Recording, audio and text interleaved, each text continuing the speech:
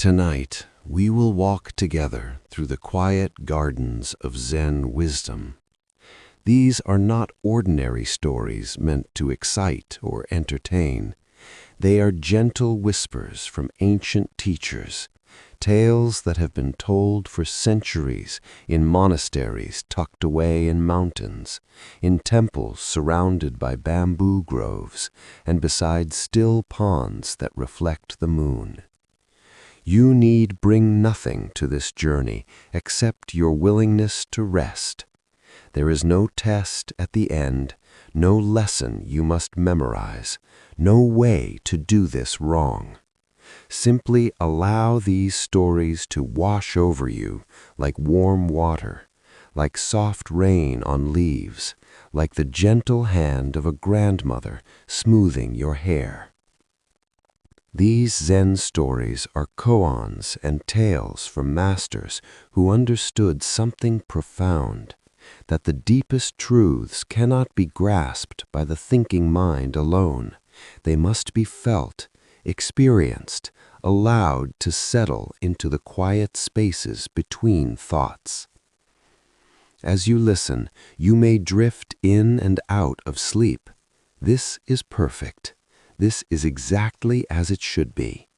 The stories will continue, a steady stream of gentle wisdom, whether you are listening intently or floating in that beautiful space between waking and dreaming. Welcome to this sanctuary. Welcome to this space of rest. There is nowhere else you need to be, nothing else you need to do.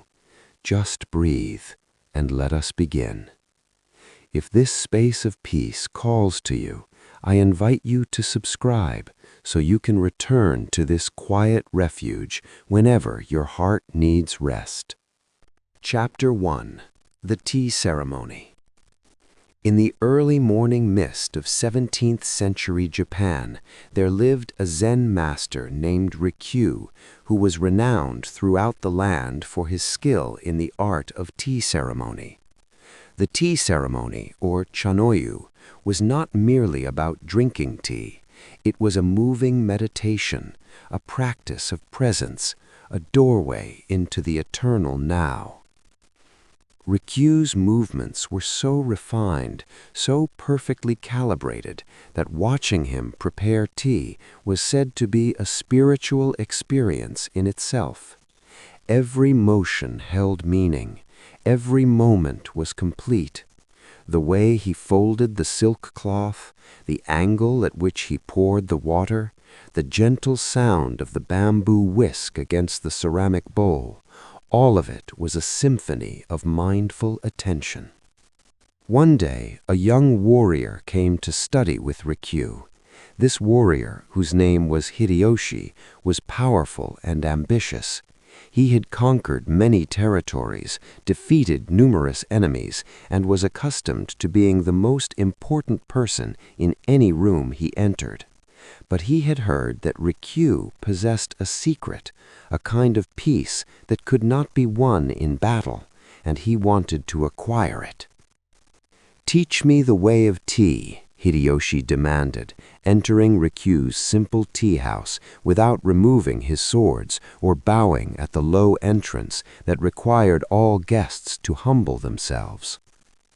Rikyū looked at this warrior with his armor still on, his weapons clanking, his energy filling the small space like a storm, and he said nothing. He simply began to prepare tea. He heated the water slowly, listening to the sound it made in the iron kettle. The Japanese have words for the different stages of water heating because they pay such careful attention. First comes the sound of wind in the pines, then a fountain, and finally waves crashing on rocks. Rikyū waited for exactly the right moment, the sound that said the water was perfectly ready. Hideyoshi sat impatiently, his leg bouncing, his mind racing with all the things he should be doing instead of sitting in this tiny room watching an old man fuss with hot water. Rikyu scooped the vibrant green matcha powder into the bowl with a bamboo spoon, each movement deliberate and unhurried. He poured the water. He whisked the tea with a focused attention that seemed to stop time itself. The whisk moved in a W pattern, creating a foam as delicate as morning clouds. Finally, Rikyu turned the bowl twice in his hands, a gesture of offering and respect, and presented it to Hideyoshi. "Please," he said softly, "drink." Hideyoshi grabbed the bowl roughly and drank the tea quickly, as if it were sake in a victory celebration. "Good," he pronounced. "Now teach me the secret." Rikyu took the bowl back gently, cleaned it with the silk cloth, and began preparing another cup of tea. Again, he performed each movement with complete presence. Again, Hideyoshi drank impatiently. This continued for hours. Rikyu prepared tea. Hideyoshi drank it quickly and demanded to be taught. The master said nothing, simply continued the ceremony.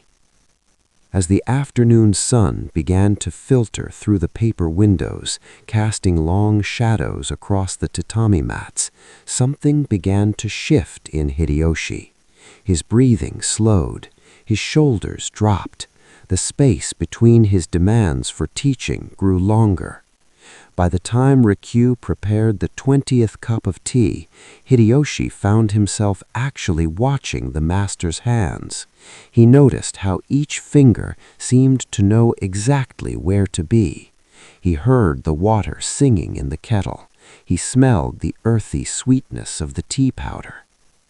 When Rikyu offered him this cup, he took it differently. He held it with both hands. He felt its warmth. He looked at the foam on the surface, at the way the light played across it. He brought it slowly to his lips, and for the first time, he actually tasted the tea.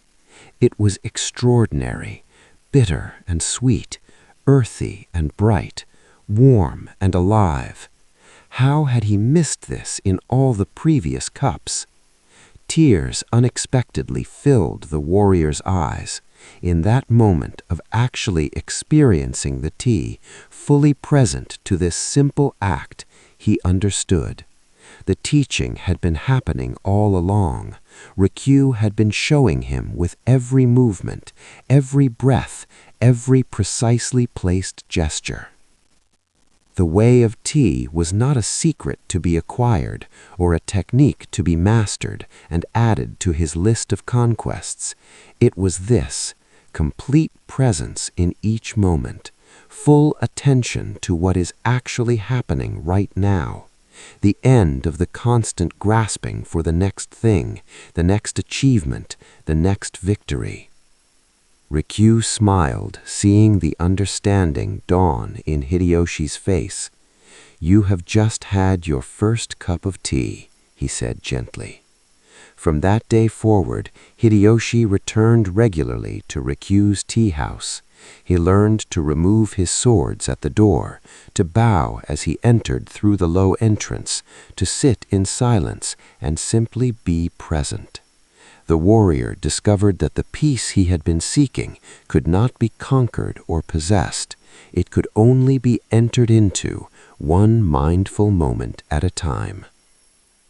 The Buddha taught, when walking, walk; when eating, eat. This is the essence of Zen practice, not splitting our attention between what we are doing and what we think we should be doing, not dividing ourselves between the present moment and our thoughts about the past or future. How often do we drink our morning tea or coffee without tasting it, our minds already at work or replaying yesterday's conversations? How often do we eat a meal without really experiencing it, scrolling through our phones or watching television?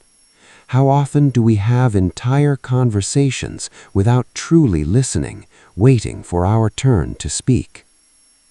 The tea ceremony teaches us that every moment, no matter how ordinary, can be a doorway into presence. Washing dishes can be meditation. Walking to your car can be practice.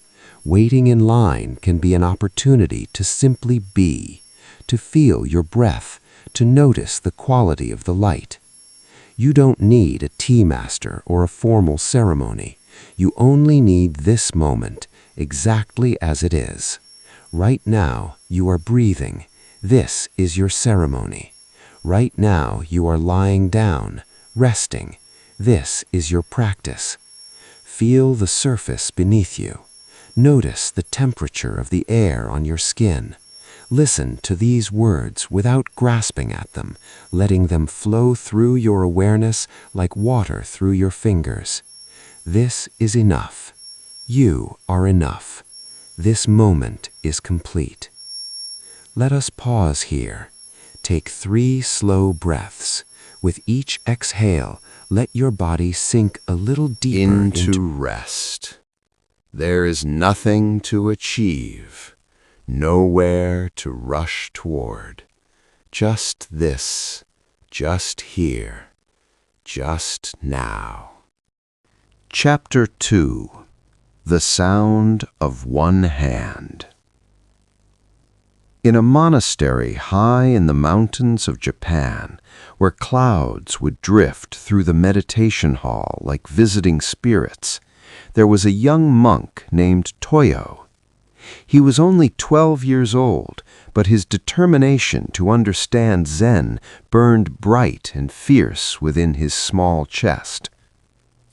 Toyo had watched the older monks sitting in private interviews with the master, discussing koans, those strange, paradoxical questions that seemed to have no logical answer. He had seen them emerge from these meetings, sometimes frustrated, sometimes confused, occasionally with a light in their eyes that suggested breakthrough. He wanted that light. He wanted to understand.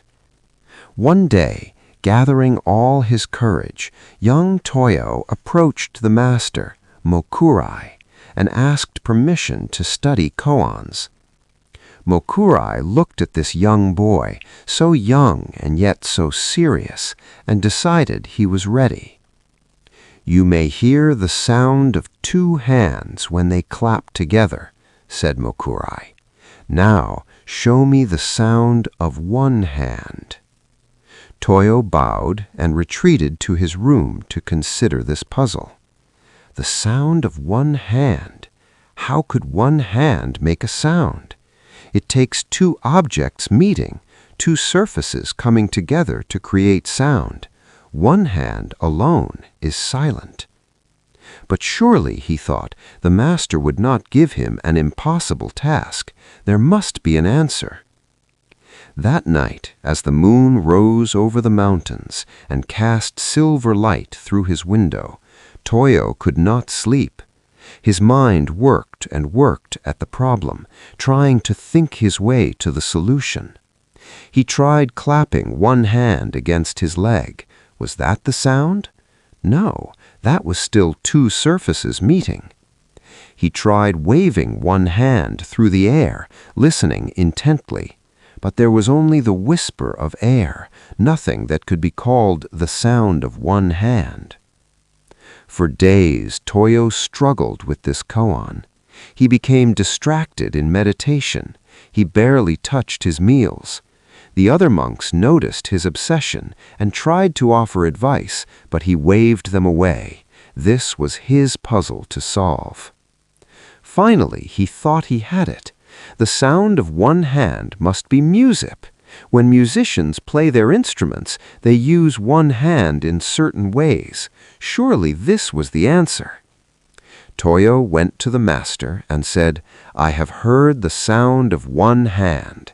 It is the sound of music." Mokurai rang a small bell to signal the interview was over. "No," he said, "that is not it." Toyo tried again and again over the following weeks. He presented the sound of wind, thinking that wind moves things with what could be called 1 hand. The bell rang. No. He presented the sound of water dripping, thinking that each drop falls alone from one source. The bell rang. Again, no. He presented the sound of an owl hooting in the night, a solitary sound. The bell, no. Months passed this way. Toyo brought sound after sound to the master. The rustle of leaves, the cry of a distant bird, the creak of old wood, the scrape of stone on stone. Each time the bell would ring, ending the interview. Each time Mokurai would simply say, "No, that is not it." Winter came to the mountains. Snow piled deep around the monastery, muffling all external sounds, creating a profound silence. Toyo had exhausted all his clever ideas. He had tried every sound in nature he could think of. He had listened intently to everything around him, hoping to discover the answer. Now, sitting alone in his cold room late one night, he felt defeated. The koan had broken him. His thinking mind had failed him completely. He had no more strategies, no more ideas, no more sounds to present. In that moment of total exhaustion, of absolute surrender, something shifted. The question itself began to dissolve. What was he even looking for? What was the sound of one hand? What was sound? What was one? What was a hand? The harder he looked at the question, the more it seemed to disappear, like trying to grasp fog. The words themselves became strange to him, losing their fixed meanings. Toyo sat very still. For the first time in months, he stopped trying to find the answer. He stopped listening for some clever sound in the world outside. He simply sat with the question, not trying to solve it, just holding it gently, the way you might hold a small bird. In the silence of that snowy night, something happened that he could never adequately describe later. It wasn't that he found an answer. It was that the question and the answer and the one asking and the one responding all revealed themselves to be the same thing. The separation between seeker and sought dissolved. When morning came, Toyo walked calmly to the master's room for his regular interview. He sat down, bowed, and waited. "Have you heard the sound of one hand?" asked Mokurai, as he had asked dozens of times before. Toyo said nothing. He simply sat there, completely present, completely at peace, a slight smile on his young face. The room was utterly quiet. Mokurai looked at him for a long moment. Then, for the first time in all these months, he did not ring the bell to dismiss the boy. Instead, he smiled. "You have heard it," he said softly. This beautiful story illuminates one of the deepest truths in Zen practice, that the thinking mind, no matter how clever, cannot grasp certain realities. Some truths must be realized directly, not figured out intellectually. The sound of one hand is not a riddle with a clever answer. It is a tool designed to exhaust the rational mind, to lead us to the edge of what thinking can do, and then to invite us to take one more step into direct experience beyond concepts. We live so much of our lives in our heads, thinking about experience rather than having experience. We conceptualize, analyze, categorize, and label everything. This is useful for navigating practical life, but it keeps us at a distance from the raw immediacy of being alive. Young Toyo tried to solve the koan with his thinking mind, bringing sound after sound, answer after answer. Each answer was a concept, a thing he had heard and labeled. But the actual sound of one hand cannot be described or conceptualized because it points to something beyond the dualistic way the mind ordinarily works. When Toyo finally exhausted all his ideas, when he surrendered completely and stopped grasping for an answer, he discovered something more profound than any answer could be. He touched the silence beneath all sound, the awareness beneath all perception, the unity beneath all apparent separation. This is what Zen calls don't know mind. Not the ignorance of someone who hasn't studied, but the profound openness of someone who has released their grip on fixed ideas and beliefs. The Buddha taught about this when he spoke of beginner's mind, approaching each moment fresh without the burden of accumulated concepts and preconceptions. A beginner doesn't know what should happen, so they remain open to what actually does happen. How might this teaching apply to your own life? Consider the questions and problems you're currently wrestling with. Are you trying to think your way to peace? Are you trying to figure out how to be happy, how to be present, how to be free from anxiety? These questions, like the sound of one hand, cannot be solved by the thinking mind alone. The very effort to think your way to peace creates tension. The attempt to figure out how to be present pulls you out of presence and into the future-oriented activity of planning and strategizing. Sometimes the answer comes not when we find the right thought, but when we stop thinking altogether and simply rest in not knowing. Tonight, as you lie here in the dark, you don't need to understand everything. You don't need to figure out your life, solve your problems, or find the right answers. You can simply rest in the question, in the mystery, in the profound and peaceful not knowing. What does this moment feel like when you're not trying to understand it or change it? What is it like to breathe without thinking about breathing? What happens when you simply allow yourself to be exactly as you are, without needing to improve or fix or figure out anything? This is the sound of one hand. It is closer to you than your own breath. It is what remains when all the noise of thinking falls away. Let us pause again. Feel the weight of your body. Notice how your body breathes itself without any effort from you. Let your awareness rest in the space between thoughts, the silence between sounds. This is not emptiness. It is fullness beyond description.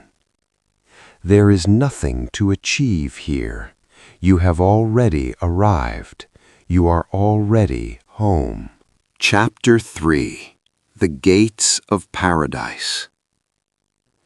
There is a famous Zen story about a fierce samurai warrior named Nobushige who came to a Zen master named Hakuin seeking wisdom. Nobushige was a man who had lived his entire life by the sword. He had fought in countless battles, had defeated many opponents, and carried himself with the confidence of someone who had looked death in the face and survived. But lately, something had been troubling him. In the quiet moments after battle, in the stillness before sleep, questions arose that his sword could not answer. Questions about meaning, about what lay beyond this life, about heaven and hell. He had heard that the Zen masters possessed knowledge of such matters, so he decided to visit Hakuin, whose reputation for insight was known throughout the land. Nobushige approached the master's humble dwelling with his usual bearing, back straight, hand resting on his sword, eyes alert for any sign of disrespect or threat. He had not learned how to meet the world in any other way. When he was admitted into Hakuin's presence, he wasted no time with pleasantries. "Tell me," he demanded, in the voice he used to command troops, "what are heaven and hell? Where are the gates of paradise? How do I enter one and avoid the other?" Hakuin looked up at this warrior standing before him, bristling with weapons and aggression, and his response was unexpected. He didn't offer a philosophical discourse about the afterlife or quote scriptures about the nature of paradise. Instead, he looked at Nobushige with dismissive eyes and said, "You're nothing but a crude, brutish soldier. How could someone like you possibly understand the subtleties of paradise and hell? You're too dull, too coarse. You don't have the refinement or intelligence to grasp such profound matters. Go away and stop wasting my time."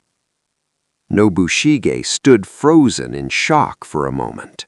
No one had spoken to him this way in years. He was a respected warrior, a man of rank and accomplishment. The insult cut deep, and more than that, it ignited the rage that had always been his quickest response to challenge or disrespect. His face flushed red, his jaw clenched. His hand moved instinctively to his sword, and in one smooth, practiced motion, he drew the blade and raised it high above Hakuin's head, ready to strike the master down for his insolence.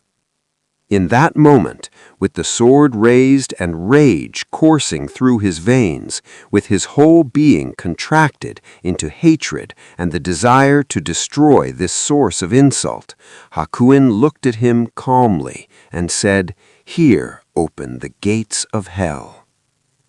The words struck Nobushige more powerfully than any physical blow could have. He stood there with his sword raised, and suddenly he saw himself completely. He saw the rage, the reactive violence, the way he had let words, mere sounds in the air, provoke him to the edge of murder. He saw how quickly he had abandoned his reason, his control, his better self.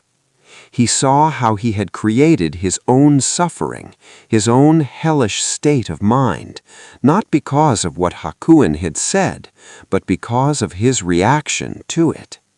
This was hell, not a place in some afterlife, but a state of being he had entered completely in that moment.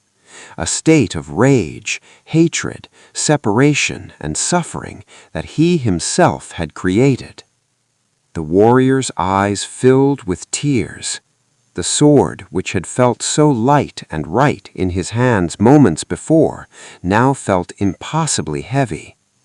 He lowered it slowly, his whole body beginning to shake as the adrenaline of rage gave way to the vulnerability of recognition.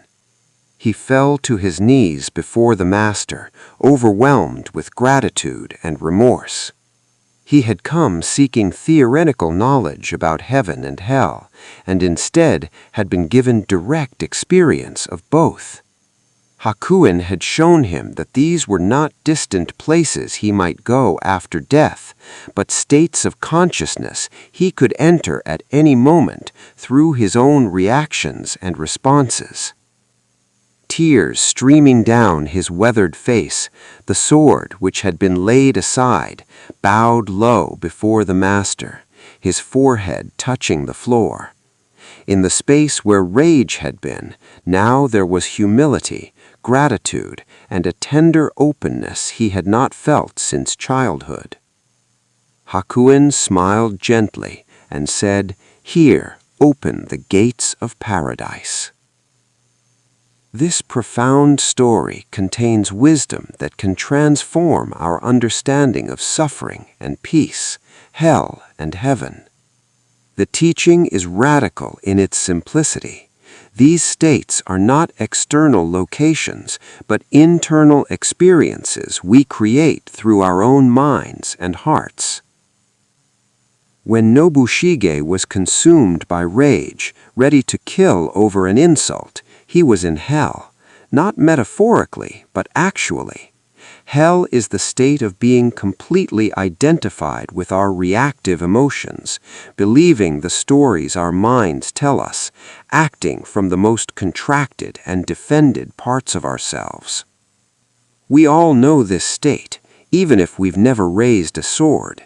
It's the hell of road rage when someone cuts us off in traffic. It's the hell of righteous indignation when we feel wronged. It's the hell of anxiety when we're completely lost in worrying about the future. It's the hell of depression when we believe the mind's dark narrative about our worthlessness. In these states we suffer, not because circumstances are inherently hellish, but because we are relating to circumstances from a hellish state of mind. And paradise? Paradise opened for Nobushige not when his external situation changed, he was still kneeling on the floor of a simple dwelling, but when his heart opened. When the contraction of rage released into the expansion of gratitude, humility, and understanding, he entered paradise. Paradise is the state of openness, presence, and peace. It's available in any moment, in any circumstance, when we let go of our reactive patterns and rest in awareness itself. The Buddha taught extensively about this in his discourse on the arrows. When we experience something unpleasant, an insult, a physical pain, a disappointment, that is the first arrow. It is inevitable in human life. We cannot control whether first arrows come our way. But then we add second arrows. We rage about the insult, create stories about how we've been wronged, fantasize about revenge, steep in resentment, tell and retell the story of our victimhood. These second arrows are entirely self-inflicted, and they cause far more suffering than the first arrow ever did. Hakuin's insult was a first arrow, Nobushige's rage was the second arrow, and it was that second arrow that created his hell.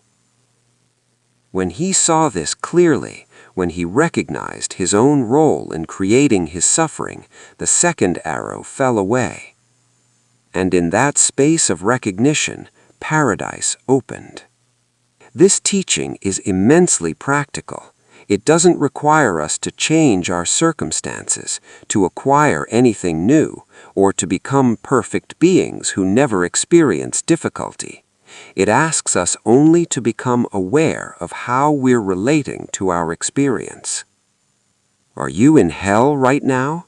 Not because of your actual circumstances, but because of how you're holding them?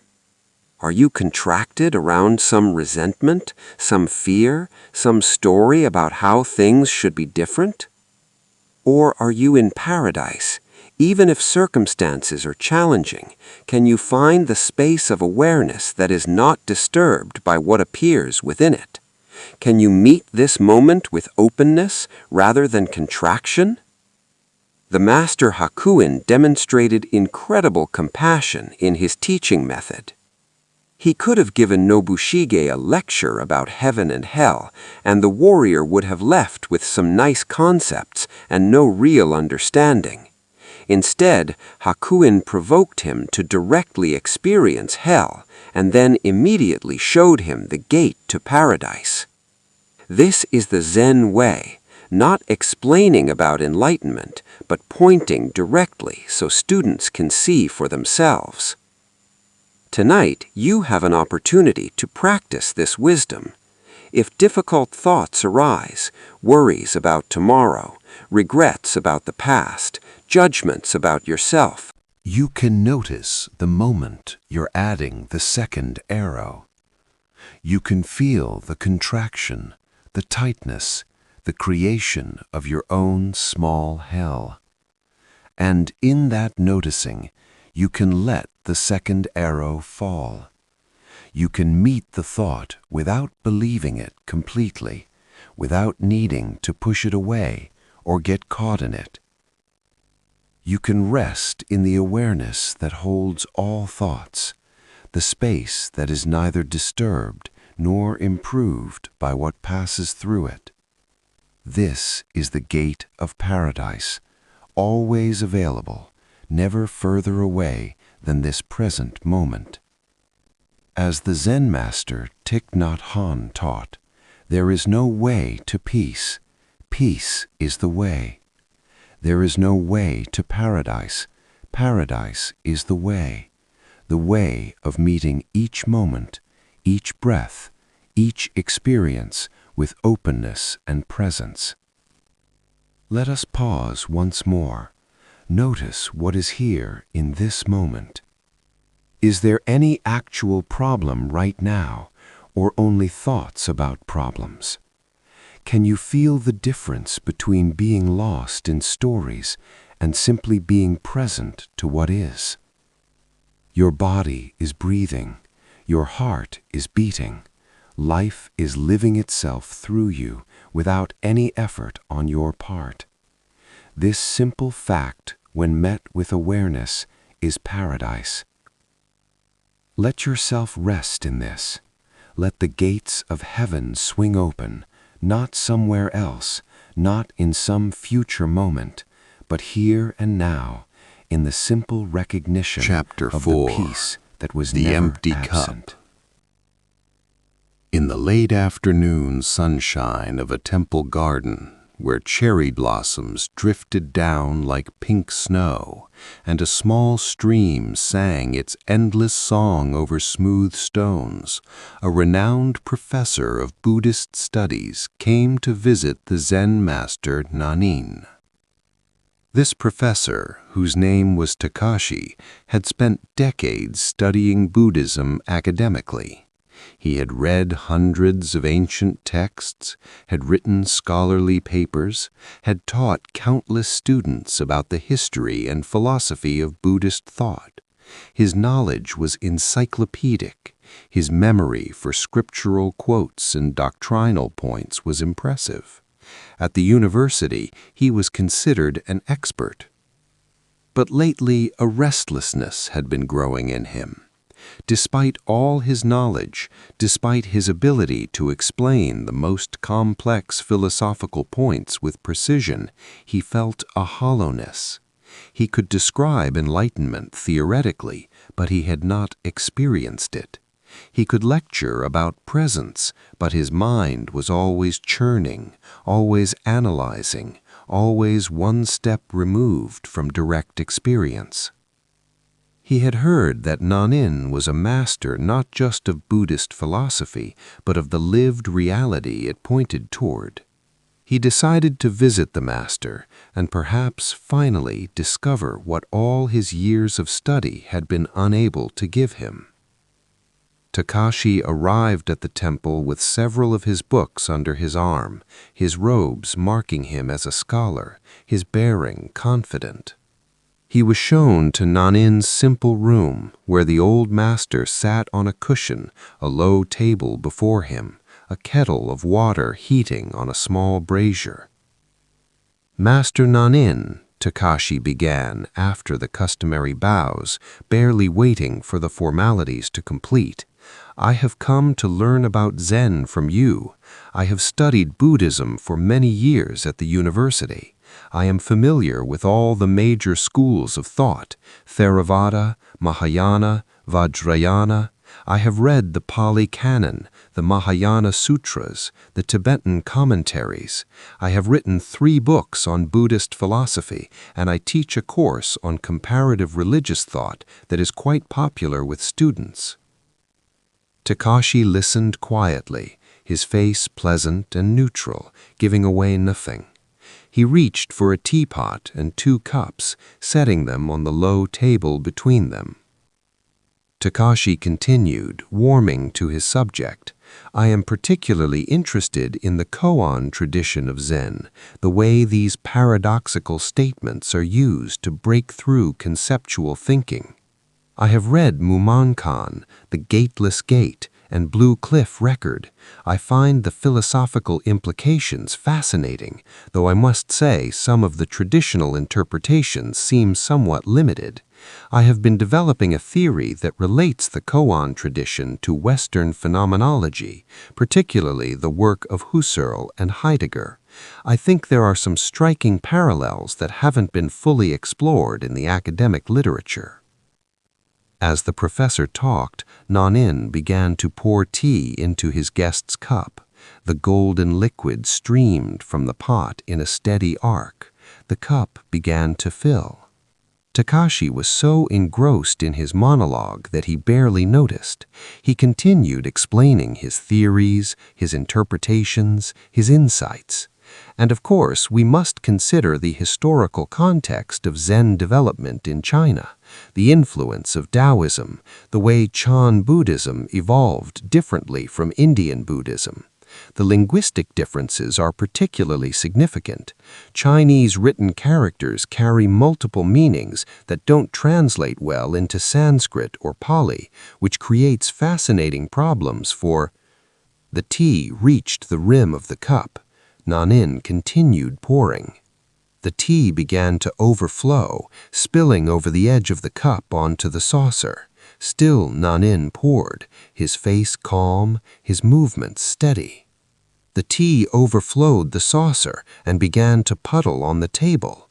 The golden liquid spread across the wooden surface, beginning to drip onto the floor.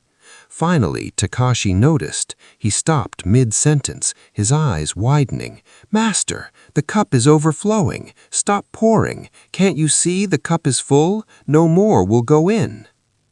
Nanin gently set down the teapot and looked at the professor with kind eyes. "Like this cup," he said, "you are full of your own opinions, ideas, theories, and speculations. How can I show you Zen unless you first empty your cup?" The words landed like a stone in still water, sending ripples through Takashi's entire being. He sat there, his mouth open, ready to continue his explanation, but suddenly seeing himself completely. He was full of concepts, full of theories, full of knowledge about Buddhism, but not the direct experience of it, full of pride in his expertise, full of ideas about how things should be understood, so full that nothing new could enter, so full that direct experience had no room to arise. His cup had been overflowing for years, and he hadn't even noticed. He had been so busy filling it with more and more knowledge, more sophisticated theories, more impressive credentials, that he had lost touch with the simple, direct experience that all the theories were pointing toward. Takashi sat back, his scholarly presentation completely abandoned. For the first time in the conversation, he was truly silent, not the silence of pausing before the next statement, but the silence of having nothing to say, the silence of not knowing. Tears gathered in his eyes. I understand," he whispered. "I have been drinking from the cup of knowledge for so long, I forgot what thirst feels like." Nanin smiled, a warm and genuine smile. "Now," he said, "now we can have tea." He cleaned up the spilled tea, dried the table, and poured fresh tea into the professor's cup, stopping this time when it was appropriately full. The two men drank together in comfortable silence, and Takashi tasted the tea, truly tasted it for the first time in years. This story speaks to one of the most common obstacles on the spiritual path, the accumulation of spiritual knowledge that actually becomes a barrier to spiritual realization. We live in an information age. It has never been easier to learn about spiritual traditions, to read the words of masters, to study philosophy and practice techniques. We can listen to Dharma talks, read sutras, follow teachers online, and accumulate vast amounts of spiritual information. This can be genuinely helpful, particularly at the beginning of the path. We need maps. We need to understand basic principles. We need guidance about practice. But there comes a point where more information becomes counterproductive, where more concepts create more mental clutter rather than more clarity, where the very sophistication of our understanding becomes a substitute for direct experience. Professor Takashi knew about emptiness, but his cup was full. He could explain non-duality, but he experienced himself as separate from everyone and everything, wrapped in his identity as an expert. He could lecture about presence, but his mind was always churning, always analyzing, always one step removed from direct experience. The Buddha himself warned about this. He famously compared his teachings to a raft, useful for crossing the river of suffering, but not meant to be carried on after you reach the other shore. Even the Dharma itself must be let go of eventually. This doesn't mean we should be anti-intellectual or avoid learning. It means we must hold our knowledge lightly, keeping the cup somewhat empty so fresh experience can enter. It means recognizing when we're using concepts as a shield against direct experience rather than a bridge towards it. How does this apply to you? You may not be a Buddhist scholar, but do you have a full cup? Perhaps your cup is full of ideas about who you are, your identity, your story, your self-concept, so full that new experiences, new possibilities, new ways of being cannot enter because they don't match the self-image you've constructed. Perhaps your cup is full of beliefs about how life should be, expectations, demands, requirements for happiness, so full that you cannot receive the reality of how life actually is in this moment. Perhaps your cup is full of past experiences, old hurts, accumulated resentments, stories you've told yourself so many times they've hardened into perceived facts. So full that present moments cannot be experienced fresh, but only through the filter of what came before. Perhaps your cup is full of spiritual ideas, concepts about enlightenment, theories about awakening, beliefs about what a spiritual about enlightenment, theories about awakening, beliefs about what a spiritual person should be like. So full that actual spiritual experience cannot arise naturally because you're too busy trying to conform to your ideas about it. The practice of emptying the cup is the practice of beginner's mind, approaching each moment as if for the first time, without the burden of accumulated concepts and preconceptions. A beginner doesn't know what should happen, so they remain open to what actually does happen. A beginner doesn't have fixed ideas about what things mean, so they can perceive directly. A beginner doesn't have expertise to defend, so they can learn freely.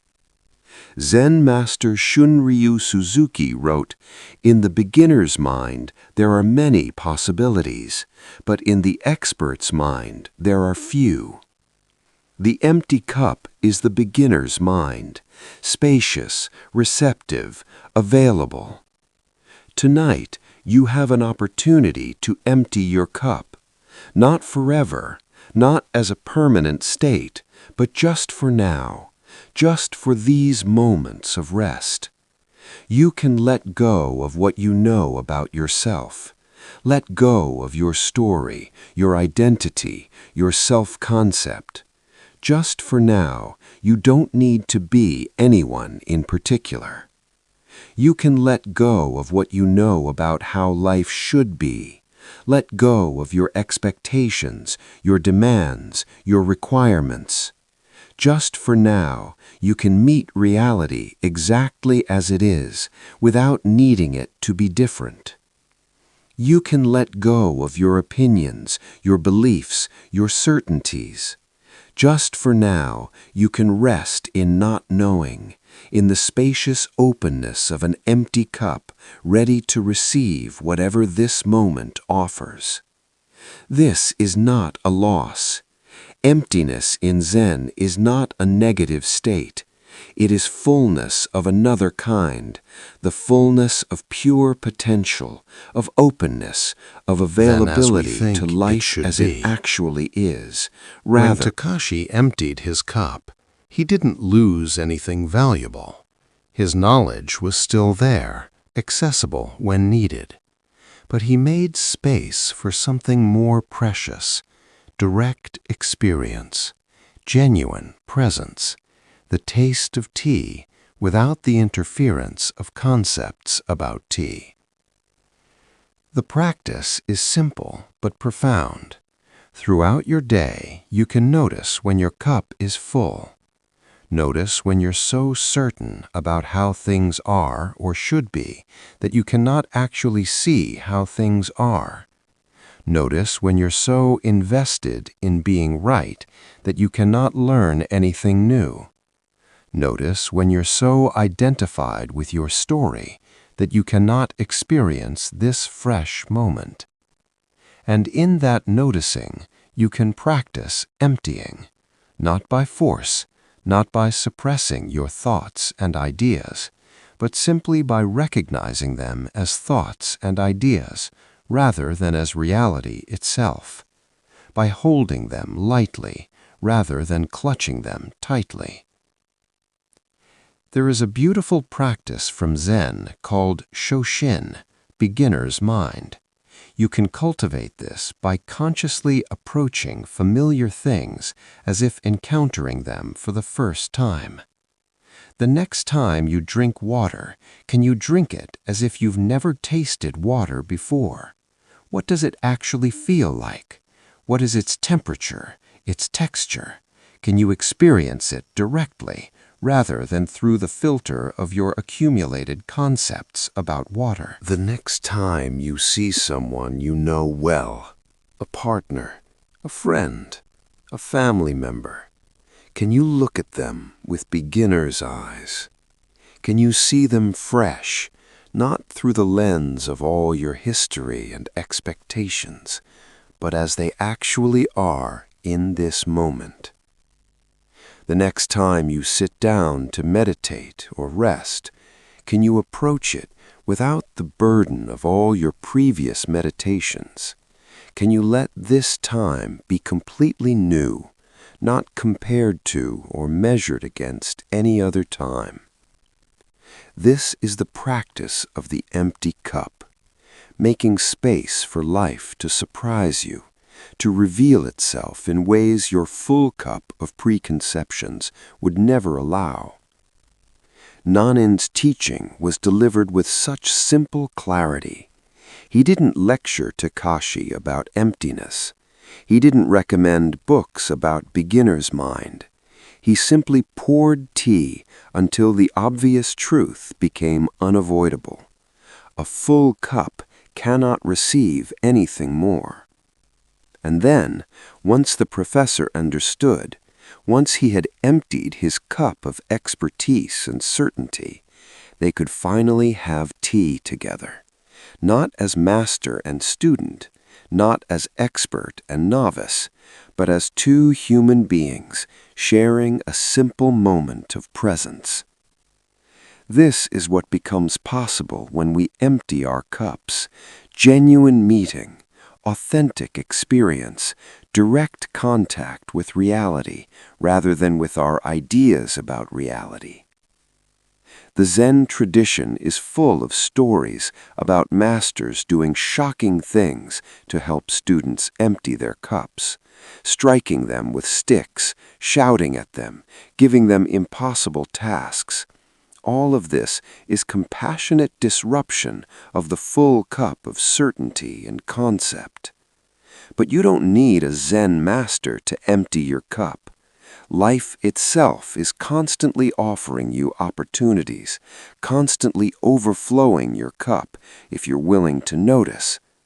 Every time reality doesn't match your expectations, your cup is being emptied. Every time you encounter something you don't understand, space is being created. Every time you're confused or uncertain, your cup has room for something new. The question is whether you'll resist this emptying, refilling the cup immediately with new explanations, new theories, new certainties, or whether you'll allow yourself to rest in the openness, the not knowing, the spacious receptivity of the empty cup. Tonight, as you rest here, you don't need to know anything. You don't need to understand your life, solve your problems, or figure out who you are. You can let your cup be empty. You can let your mind be quiet. You can rest in the vast openness of not knowing, which is actually the most When Takashi asked profound knowing of Nan-in all. to teach him Zen, what he was really asking for was direct transmission of awakened consciousness. But his cup was too full to receive it. The teaching was always already present, but he had no room for it. Now, in this moment, your cup can be empty. The teaching is here, not in these words, but in the silence between them.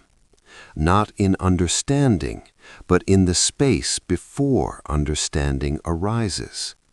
Not in knowing, but in the luminous openness of not knowing. Let us pause here and practice empty cup meditation. Take 3 deep breaths. With each exhale, imagine pouring out the contents of your cup. Pour out your worries, your plans, your identity, your story. Pour out everything you think you know. With each inhale, feel the spaciousness, the openness, the receptivity of the empty cup that you are. Don't try to fill it with anything. Just feel what it's like to be empty, available, present. This is not absence. This is fullness of the most profound kind. The fullness of pure potential, of openness to whatever this moment brings. Rest here. Rest in the empty cup. Rest in not knowing. This is Zen. In a small fishing village on the coast of Japan, where the ocean breathed its eternal rhythm against ancient rocks and fishing boats bobbed in the harbor like sleeping birds, there lived a young Zen nun named Chiono. She had devoted 15 years of her life to meditation practice, sitting hour after hour, day after day, seeking enlightenment with a dedication that inspired all who knew her. Chiono had studied with several masters. She had memorized sutras and contemplated koans. She had sat through countless dawn meditation sessions, her legs aching, her back burning, her mind wrestling with itself. She had practiced walking meditation in the temple gardens, had served her teachers with humble devotion, had done everything she understood a sincere practitioner should do. But enlightenment remained elusive. She could understand the teachings intellectually. She could discuss emptiness and Buddha nature with sophistication. But the direct realization, the breakthrough into awakened consciousness that she sought so desperately, continued to evade her. Sometimes she would see it in others, a certain light in their eyes, a quality of presence that was unmistakable. the way they moved through the world with an ease that came not from having no difficulties, but from being fundamentally at peace regardless of circumstances. She wanted that peace. She wanted that freedom. And the more she tried to grasp it, the more it seemed to slip through her fingers like water. One evening, after another long day of meditation practice, Chiono was walking down the path from the temple to the village. The sun had set, and the full moon had risen, enormous and bright, casting silver light across the landscape. It was a perfect autumn evening, cool and clear, with that quality of stillness that seems to magnify every sound and sensation. As she walked, Chiono carried an old wooden bucket that she had filled with water from the temple well. She was lost in thought, as was her habit, mentally reviewing the day's practice, analyzing her meditations, wondering why her progress seemed so slow. Her thoughts circled endlessly. Why can't I realize my true nature? What am I doing wrong? I've tried so hard for so many years. Will I ever break through? Am I simply not capable? Maybe I lack the capacity for enlightenment. Maybe I should give up and accept the deep realization is not through a for me. grove of bamboo, where the stalks rustled softly in the evening breeze, making that distinctive hollow sound that has soothed countless generations of travelers. The moonlight filtered through the leaves, creating patterns of silver and shadow on the path. Chiono walked on, her footsteps automatic, her attention absorbed in her circular thinking. The bucket swung gently from her hand, and if she had been paying attention, she might have noticed that the moonlight was reflecting perfectly on the surface of the water she carried.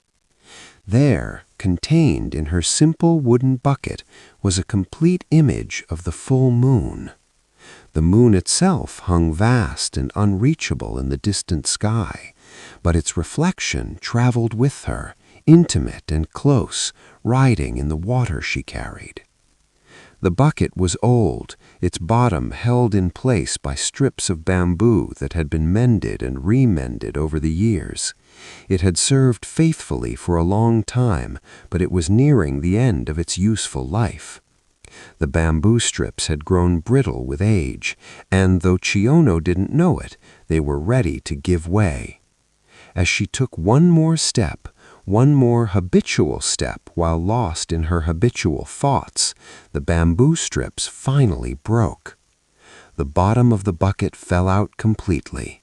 All the water rushed out in an instant, splashing onto the path, soaking into the earth, running off into the bamboo grove.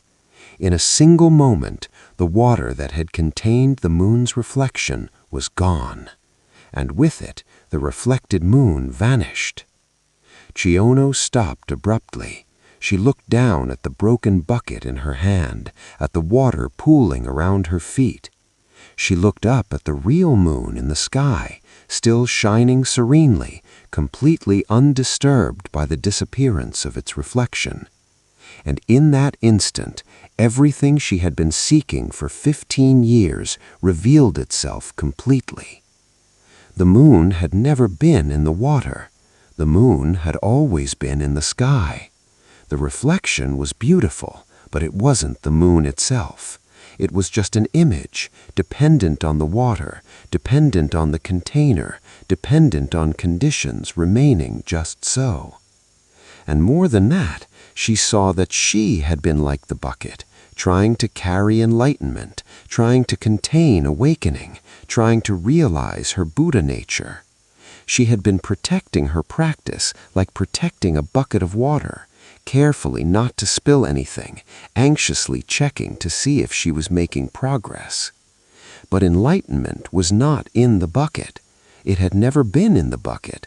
It was like the moon, vast, luminous, always present, completely independent of conditions. It doesn't need to be created or acquired. It is not improved by good meditation or diminished by bad meditation. It simply is, constant and unchanged. The reflection of the moon in the water represents our ideas about enlightenment, our concepts of awakening, our mental images of what awakening should be like. These reflections can be beautiful, they can inspire us, they can guide our practice, but they are not the real thing. And the bucket represents our attempts to possess enlightenment, our spiritual achievements, our meditation experiences, our accumulated insights and understandings. We fill the bucket carefully, protect it anxiously, worry But here's about spilling the liberating it, compare truth. our buckets to When other the bottom people's falls buckets. out, when all our careful constructions collapse, when our bucket of spiritual accomplishment breaks open and spills, the real moon is revealed to have been present all along. Nothing is actually lost. The reflection was never the real thing anyway. The Buddha spoke about this in different terms. He taught that nirvana and samsara are not two different places. The world of suffering and the realm of liberation occupy the same space. The difference is only in how we see, how we relate, whether we're lost in the reflection or awake to the reality. This teaching can sound frustrating to the seeking mind. If I'm already enlightened, why don't I feel enlightened? If my true nature is already free, why do I experience so much suffering? These questions arise from the same confusion that Chiono experienced, looking at the reflection and wondering why it doesn't seem like the real moon, mistaking the bucket for the destination. The practice, then, is not about achieving something new, but about recognizing what has always been present. It's about letting the bucket break, allowing our constructions to fall apart, releasing our grip on how we think things should be. This doesn't mean abandoning practice. Chiono's 15 years of dedicated meditation were not wasted. They created the conditions for recognition. They refined her attention. They exhausted her grasping mind. They prepared her for the moment when the bottom would fall out and she would finally see clearly. But the breakthrough came not in the meditation hall through perfect practice. It came on an ordinary evening walk, when an old bucket broke. An accident, an unexpected moment, a complete surprise. This is how awakening often arrives, not as the culmination of our careful planning and effort, but as a sudden recognition that breaks through when we least expect it. When the bucket breaks, when our constructions fail, when what we were depending on falls away. How does this teaching apply to your life? You may not be seeking enlightenment in formal terms, but you are likely seeking something. Peace, happiness, fulfillment, freedom from anxiety, a sense of meaning. And you may be trying to carry it in a bucket, trying to protect and preserve it, trying to achieve it through effort and accumulation. You may be looking at reflections, ideas about what happiness should look like, concepts about what peace should feel like, rather than recognizing the reality that is already present. What if the peace you seek is not something to be achieved, but something to be recognized? What if it's like the moon, always present, simply obscured by thoughts and emotions, waiting to be seen rather than created? What if your bucket needs to break? What if the constructions you've built, your self-image, your life story, your expectations, your demands on how things should be? What if all of this needs to fall apart before you can see what has been here all along? This is not a comfortable teaching. The ego doesn't want the bucket to break. It wants to achieve enlightenment, to possess peace, to be the one who becomes awakened. It wants to fill the bucket with spiritual accomplishments and carry them proudly. But the truth that Chiano discovered is that freedom comes not from having a full bucket, but from letting the bottom fall out. Not from protecting our reflection, but from looking up at the real moon. Tonight, as you rest here, you can practice letting the bucket break. Not literally, not dramatically, but gently, internally. You can release your grip on who you think you should be. You can let go of your ideas about what peace should feel like. You can stop trying to contain and control your experience. And in that letting go, in that opening, you might notice something that has been present all along. An awareness that holds all experience. A consciousness that is not disturbed by what appears within it. A peace that doesn't depend on conditions being just right. This is the moon, not the reflection in your bucket, but the real moon, vast and luminous, always present whether reflected or not, whether noticed or not. The Vietnamese Zen master Thich Nhat Hanh taught about aimlessness, the practice of not running after anything, even enlightenment. Just being present, just here, just now. The moon doesn't aim to be reflected. The reflection happens naturally when conditions align. And when conditions change, the reflection disappears, but the moon remains undisturbed. Your true nature is like this moon, unaffected by whether you notice it or not, unchanged by your efforts to find it, completely free whether you realize it or not. The practice is simply to look up from the bucket, to stop staring at reflections, to notice what has been shining all along. Let us pause here for moon-gazing meditation, not external moon-gazing, but internal. Close your eyes or soften your gaze. Take 3 slow breaths. Notice that you are aware. This awareness, what is it? Where is it? Can you find its boundaries? This awareness that is reading these words, that experiences thoughts and feelings, that knows the sensation of breathing, this is like the moon, always present, holding everything, unchanged by what it holds. Rest as this awareness, not trying to improve it or achieve it or protect it, just recognizing that it's already here, has always been here, will always be here.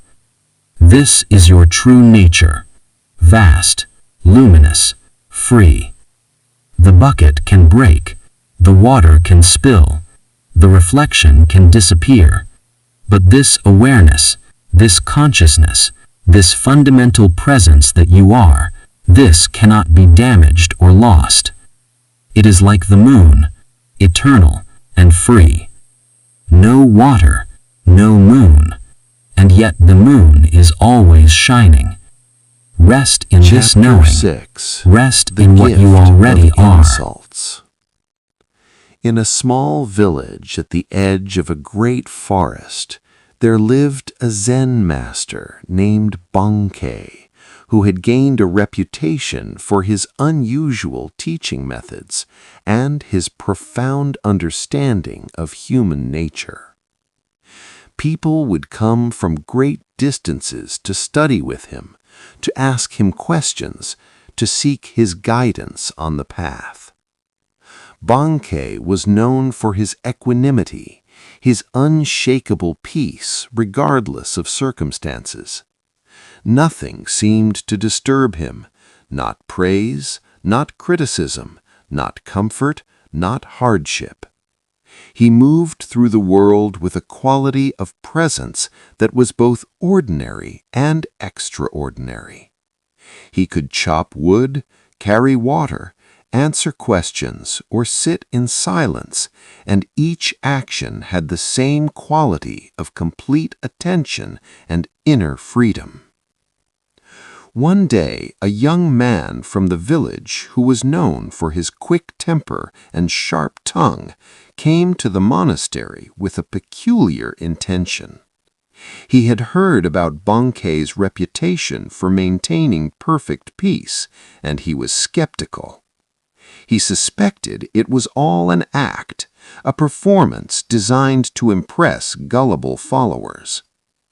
"I will test this so-called master," he said to his friends. "I will insult him so thoroughly, so creatively, so viciously, that his mask of serenity will crack. Everyone has a breaking point, even Zen masters." So he went to the monastery when he knew Bankei would be giving a public talk. He waited outside the meditation hall until he saw the master walking across the courtyard. Then he approached quickly, his face contorted with manufactured anger, and began to shout. "You fraud! You fake! You sit there pretending to be enlightened, but you're just an ordinary man who has fooled people into thinking you're special. You're a charlatan taking advantage of people's spiritual hunger." The young man continued, his insults growing more elaborate and more offensive. He questioned Bankei's parentage, his intelligence, his sincerity, his motivation. He made wild accusations. He used crude language. He did everything he could think of to provoke a reaction. During all of this, Bankei stood quietly, listening with apparent interest, his face calm and open. He didn't interrupt. He didn't defend himself. He didn't show any sign of anger or hurt. He simply stood there, present and attentive, as if the young man were telling him about the weather or describing a landscape. When the young man finally exhausted his creativity and fell silent, breathing hard from his exertions, Bankei spoke for the first time. His voice was gentle, without any edge of sarcasm or defensiveness. "Thank you," he said simply. "That was quite a performance. You put a lot of energy into that." The young man was taken aback. This was not the response he had expected. "What? You're not angry? You're not going to defend yourself?" Bankei smiled slightly. "Tell me something," he said. "If someone offers you a gift and you choose not to accept it, who does the gift belong to?" The young man frowned, suspicious of where this was going. "Well, obviously it still belongs to the person who offered it. If I don't accept it, they have to keep it." "Exactly," said Bankei. "You have just offered me many gifts, the gift of anger, the gift of insult, the gift of judgment, but I choose not to accept them, so they remain yours. You must keep them." The young man stood there stunned, his mouth open. In an instant he saw what he had done. He had come here to make Bankei angry, to disturb Bankei's peace. But Bankei's peace had never been disturbed. The only person experiencing anger and agitation was himself. He had generated all this negativity, had whipped himself into a state of fury, and Bankei had simply declined to participate. The master continued, his voice kind but clear. "You see, anger and insult only have power when they are accepted. If I took your words personally, if I believed they said something true about who I am, then yes, I would be upset. The insults would hurt because I would have accepted them as real gifts with real value. But I know who I am. I am not the opinions others have of me, neither the good opinions nor the bad ones. I am not the judgments, not the praise, not the blame. So when you offer me these insults, I simply observe them as I would observe clouds passing through the sky. interesting shapes, but nothing I need to hold on to or push away." Bankei paused, then added with genuine concern in his voice, "But you have been carrying these insults. You generated them. You felt them. You experienced the hatred and anger. And now, because I did not accept them, you must continue carrying them. This seems like a heavy burden. Would you like to put them down?" The young man felt tears springing to his eyes. The truth of Bankei's words struck him powerfully. He had indeed been carrying a heavy burden. His intention to disturb Bankei's peace had instead disturbed only his own peace. His elaborate insults had hurt only himself. He fell to his knees. "Master, I am so sorry. I came here with such arrogance, such foolishness. Please teach me. How do I put down this burden? How do I find the peace that you have?" Bankei reached out and gently touched the young man's shoulder. "You have already begun," he said softly. "The first step is recognizing that the burden is your own creation. The second step is simply putting it down. You don't need my permission. You only need to stop picking it up."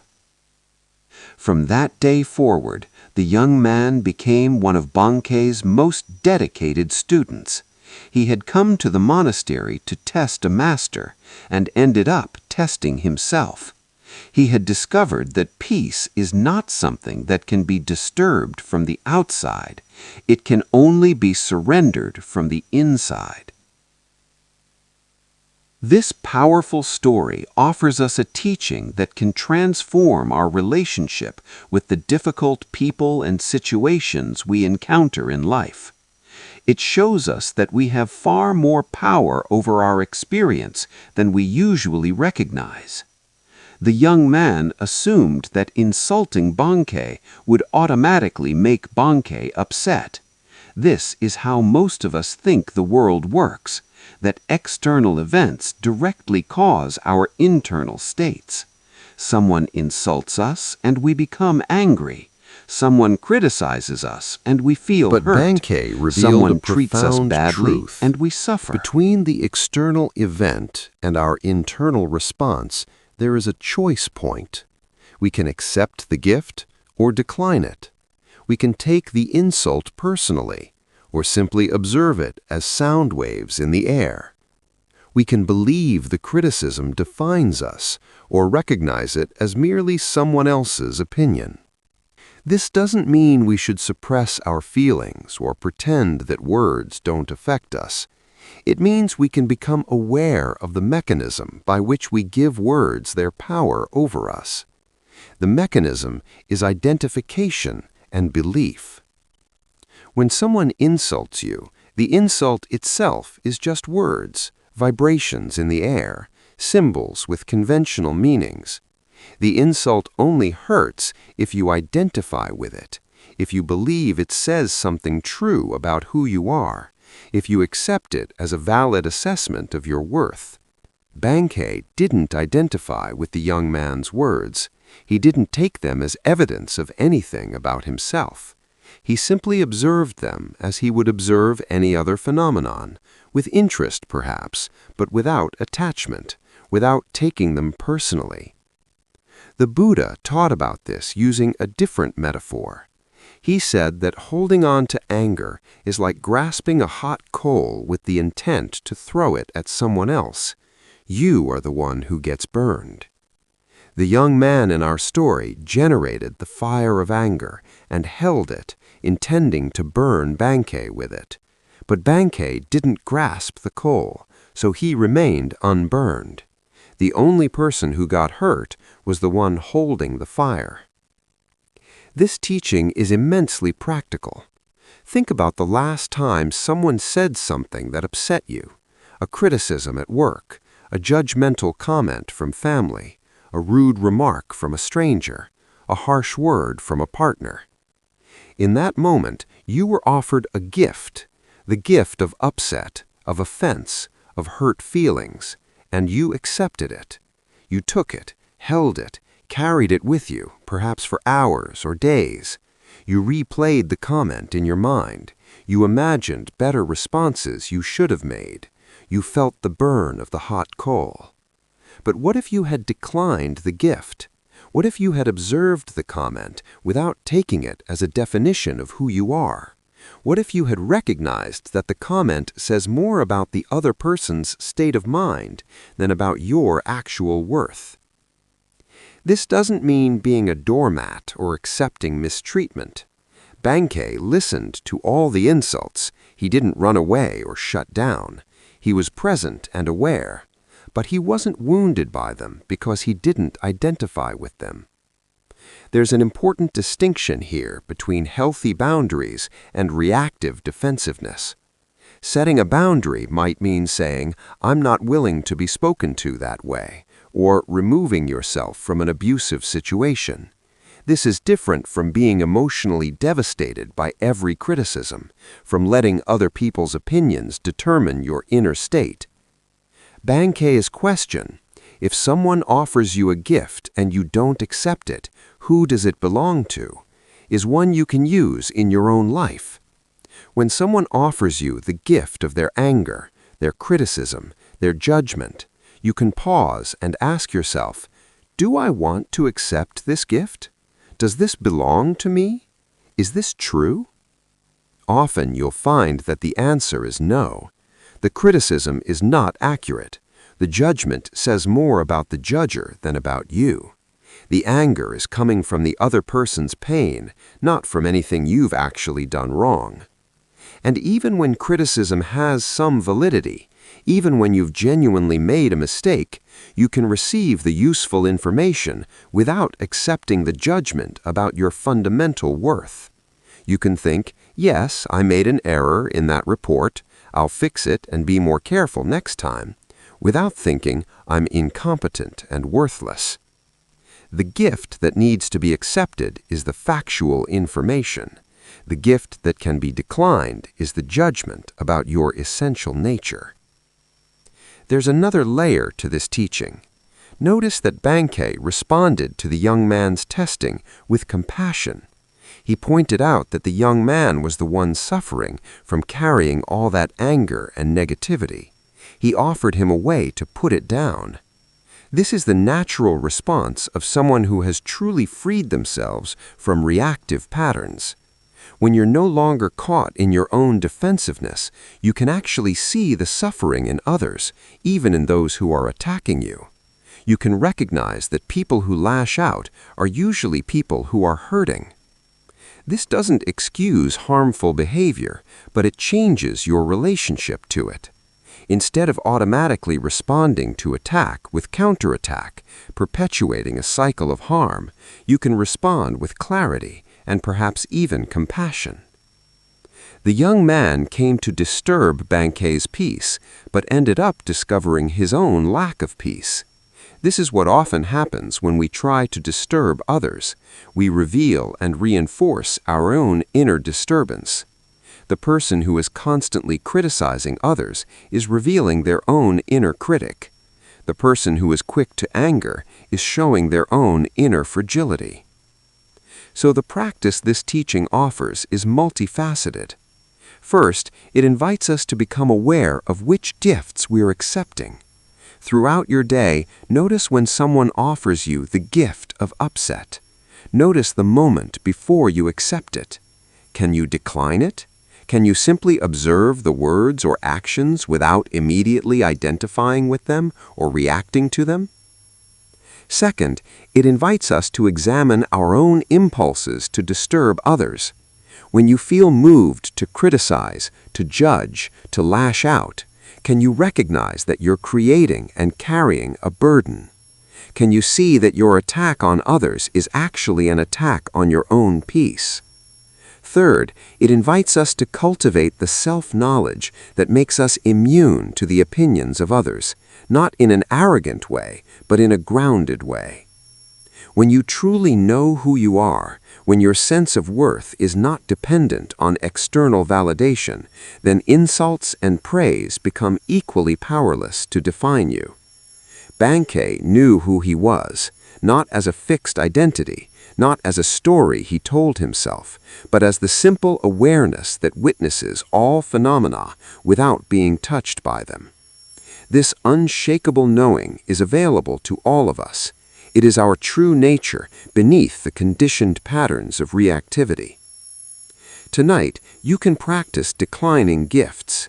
If difficult thoughts arise, judgments about yourself, worries about what others think of you, replays of past criticisms, you can recognize these as gifts you don't need to accept. You can observe them with the same calm attention Bankei gave to the young man's insults. Thank you, but I don't need to carry this. This doesn't define me. This doesn't belong to me. And you can let them pass like clouds through the vast sky of your awareness. The practice is not about never feeling hurt or never being affected by others. It's about recognizing that between stimulus and response, there is a space, and in that space lies your freedom, the freedom to decline the gift, to not take it personally, to remain anchored in your own center, regardless of the storms swirling around you. Let us pause here for a meditation on declining gifts. Bring to mind a criticism or judgment you've been carrying, something someone said to you or about you that has been weighing on you. See it clearly in your mind. Now imagine this criticism as a physical gift, wrapped in dark paper, being offered to you with an outstretched hand. You don't have to take it. You can simply observe it there, offered but not accept it. Say internally, "Thank you, but I don't need to carry this. This doesn't belong to me." And watch the hand withdraw, still holding the gift. It was never yours. It remains with the one who created it. Feel the lightness of not carrying this burden. Feel the freedom of declining the gift. This is your natural state, unburdened, unaffected, at peace. Rest here in this freedom. This is who you really are beneath all the gifts you've mistakenly accepted. Whole, complete, untouchable by external judgment. Remember this peace. It is always available Chapter whenever 7, you remember to The decline the Master's gifts Mistake. that are not truly yours to In carry. the mountains of old China, where mist clung to the peaks like silk scarves, and ancient pine trees grew from impossible cracks in granite cliffs, there was a Zen monastery, known for the strict discipline of its practice and the profound realization of its master. The master's name was Dong Shan, and his reputation for perfection was known throughout the land. He never made errors in his teaching. His understanding of the Dharma was complete. His comportment was flawless. Students came from every corner of the country to study under someone who seemed to embody enlightenment so completely. Dong Shan's meditation posture was perfect, spine straight, breath even, mind unwavering. His movements in the meditation hall were precise and graceful. When he gave Dharma talks, his words were like polished gems, each one perfectly chosen, each sentence complete and clear. He seemed to be a living example of what human beings could become through dedicated practice. Among his students was a young monk named Huang Bo, who had been at the monastery for 3 years. Huang Bo was a sincere practitioner, sitting meditation for hours each day, studying the sutras diligently, performing his duties in the monastery with care and attention. But there was something that troubled him. Despite all his effort, despite his genuine devotion to the path, Huang Bo felt separated from the realization he sought. He felt he was striving toward something impossible, trying to reach a perfection that was always just beyond his grasp. And his model for this impossible perfection was Master Dongshan. Huang Bo would watch the master and think, "I will never be like that. I make too many mistakes. My mind wanders in meditation. I get frustrated with my fellow students. I feel doubt and confusion. I am so far from the perfection that enlightenment requires." This self-judgment created a heavy weight on Huang Bo's heart. The very person who should have been inspiring him was actually making him feel more hopeless. The gap between where he was and where Dongshan seemed to be felt unbridgeable. One winter evening, after a particularly long day of meditation, Huang Bo was walking through the monastery's storage area, preparing to lock up for the night. As he passed through the section where ceremonial items were kept, he noticed something strange. There, on a high shelf, sitting slightly askew among the formal meditation cushions and perfectly folded ceremonial robes, was a jar of pickles. Not the fancy pickles served at ceremonial meals, but common, everyday pickles, the kind the kitchen monks made for casual eating. This was completely against the rules. Food was never to be stored with ceremonial items. It was a basic principle of monastery organization that even new students learned in their first week. Someone had clearly made a mistake, had carelessly left this jar in completely the wrong place. Huang Bo sighed, thinking about which careless junior monk this probably had done. He reached up to move the jar back to its proper place in the kitchen storage. As he did, he noticed something that made him freeze. On the lid of the jar, written in distinctive brushstrokes that Huang Bo recognized immediately, was a name: Dongshan.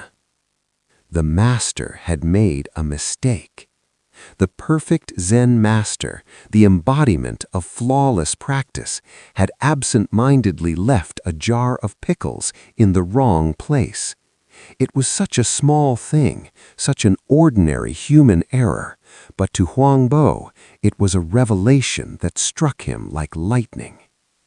Master Dongshan was human. He made mistakes. He got distracted and put things in the wrong place, just like everyone else. His enlightenment hadn't made him into a perfect robot who never erred. It had made him into someone who could be completely at peace while being completely human. Huang Bo stood there holding the pickle jar, and something inside him that had been tightly clenched for 3 years suddenly relaxed. Tears began streaming down his face, tears of relief, of recognition, of homecoming. All this time, he had been trying to become perfect, trying to eliminate every flaw, trying to turn himself into the idealized image he had projected onto his teacher. He had been at war with his own humanity, treating every mistake as evidence that he was failing at the spiritual path. But enlightenment was not the elimination of humanity, it was the acceptance of it.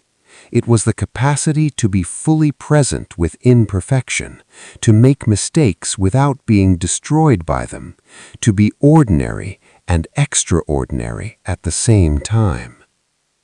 Huang Bo carefully carried the pickle jar back to the kitchen storage, placing it in its proper location.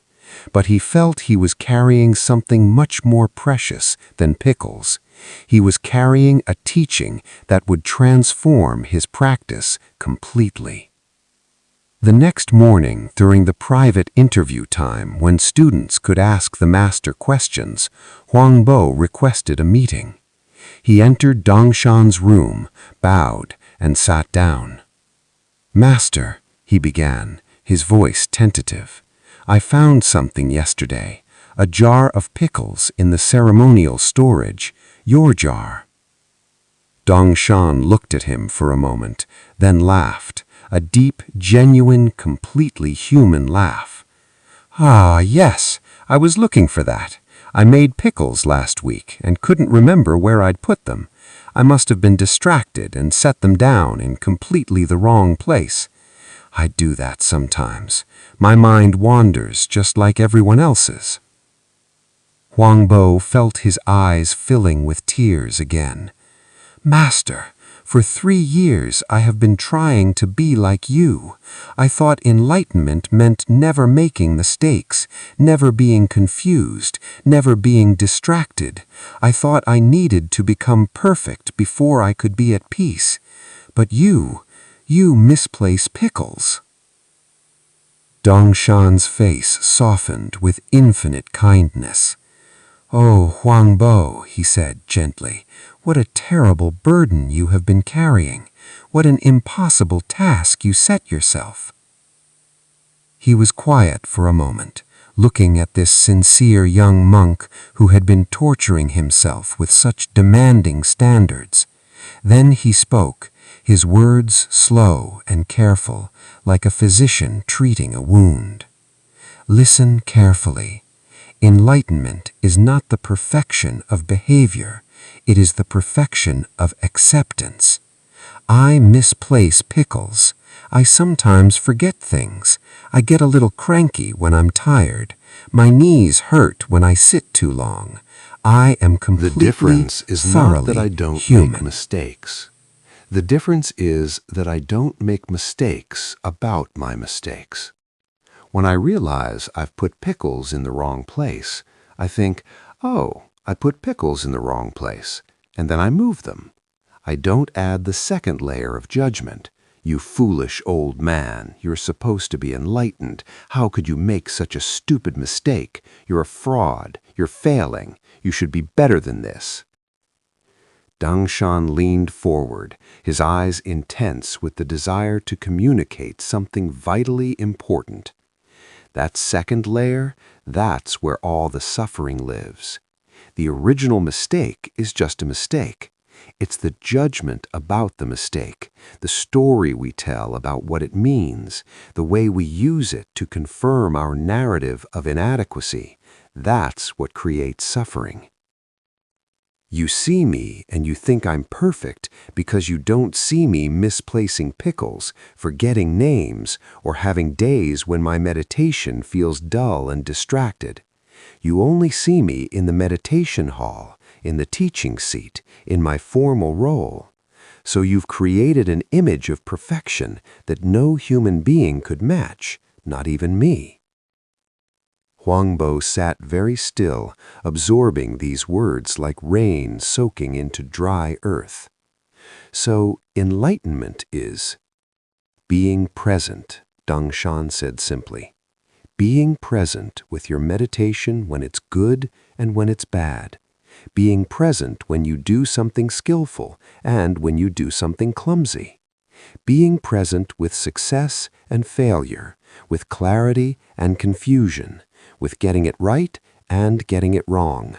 Just being present without the extra layer of judgment that makes everything into evidence for your prosecution case against yourself." He smiled at Huangbo with such warmth. "You've been trying to become someone other than who you are. Enlightenment is discovering that who you are right now, mistakes and confusion and all, is already enough, already whole, already Buddha nature expressing itself through a unique and imperfect human form. The pickles are just pickles, and sometimes they're in the wrong place. This is not a spiritual problem. This is just life being life. The spiritual question is, can you be at peace with pickles being in the wrong place? Can you move them without creating suffering about it? Can you make a mistake without making it mean something terrible about who you are?" Huangbo bowed deeply, his forehead touching the floor. When he rose, his face was radiant. "Thank you, Master. For 3 years I've been climbing a mountain that doesn't exist. Thank you for showing me that the ground I'm standing on is already the peak." From that day forward, Huangbo's practice changed completely. He still sat meditation faithfully. He still studied the teachings. He still tried to act with wisdom and compassion, but he stopped trying to be perfect. He stopped using every mistake as evidence that he wasn't spiritual enough. When his mind wandered in meditation, he noticed it and gently returned his attention to his breath without the overlay of, "I'm such a failure at this."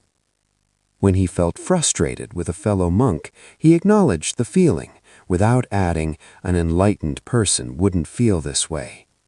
When he forgot where he put something or made an error in his chores, he simply corrected it without spinning a story about what a hopeless student he was. And something miraculous happened. As he stopped fighting his humanity, as he stopped trying to eliminate his imperfections, he found the peace he had been seeking all along, not despite his humanness, but within it. Not by transcending his limitations, but by accepting them. Years later, Huangbo himself became a teacher, and he was known for his warmth, his humor, and his absolute ordinariness. Students who came expecting to find a superhuman master instead found a man who laughed at his own jokes, admitted when he didn't know something, and occasionally misplaced his pickles. And this very ordinariness, this complete acceptance of imperfection, is what made him such a powerful teacher. Students could see themselves in him. They could believe that the peace he embodied was available to them too, not in some distant future when they finally became perfect, but right now, in the midst of their gloriously imperfect human lives. This teaching about the Master's mistake speaks to one of the most common obstacles on the spiritual path, the belief that awakening requires perfection, that enlightenment means never making errors, that spiritual realization is incompatible with being human. We create impossible standards for ourselves and then suffer when we inevitably fail to meet them. We think that spiritual people should never get angry, never feel anxiety, never make mistakes, never have negative thoughts. We imagine that awakening means becoming some kind of serene robot who floats above the messy reality of human existence. But this is a fundamental misunderstanding. The Buddha himself had a body that aged, that got sick, that experienced physical pain. The Buddha himself dealt with difficult people, with his own cousin trying to kill him, with communities that split apart in conflict. The historical Buddha was fully human, living in the real world with all its challenges. What made him awakened was not that he never encountered difficulties, but that he didn't create additional suffering about difficulties. He didn't add the second arrow. He didn't turn pain into suffering, mistakes into proof of unworthiness, challenges into evidence of failure. In our own lives, we do this constantly. We make a mistake at work, and instead of simply correcting it, we spend hours in self-flagellation. I'm so incompetent. I always mess things up. I should have caught that. Everyone must think I'm terrible at my job. I don't deserve this position. The original mistake might have taken 5 minutes to fix, but we turn it into hours or days of suffering with our judgments about it. We have a moment of anxiety, and instead of simply acknowledging anxiety is present, we add layers. I shouldn't be anxious. What's wrong with me? I've been meditating for years and I still get anxious. I'm clearly making no real progress. Maybe I'm just not cut out for this spiritual stuff. The original anxiety might have passed in minutes, but our judgments about having anxiety keep it alive and compound it. We snap at our partner in a moment of tiredness, and instead of simply apologizing, we spiral into, "I'm such a bad partner. I'm so impatient. I should be more loving. What if they leave me? I'm never going to change." The original moment of impatience might have been quickly forgiven and forgotten, but our story about it creates ongoing suffering. This is what Deng Shan meant when he said, "I don't make mistakes about my mistakes." The first level mistake, putting pickles in the wrong place, is just a fact, a thing that happened, easily corrected. The second level mistake, the judgment, the story, the meaning we assign to it, that's what creates suffering. The practice, then, is not to become perfect, but to become present with imperfection. To notice when we're adding that second layer of judgment, and to simply let it go. To meet our mistakes, our challenges, our humanness with the same kind attention we might give to a child who's learning, acknowledging errors without shame, correcting course without drama, continuing forward without carrying the burden of past imperfection. There's a profound relief in this teaching.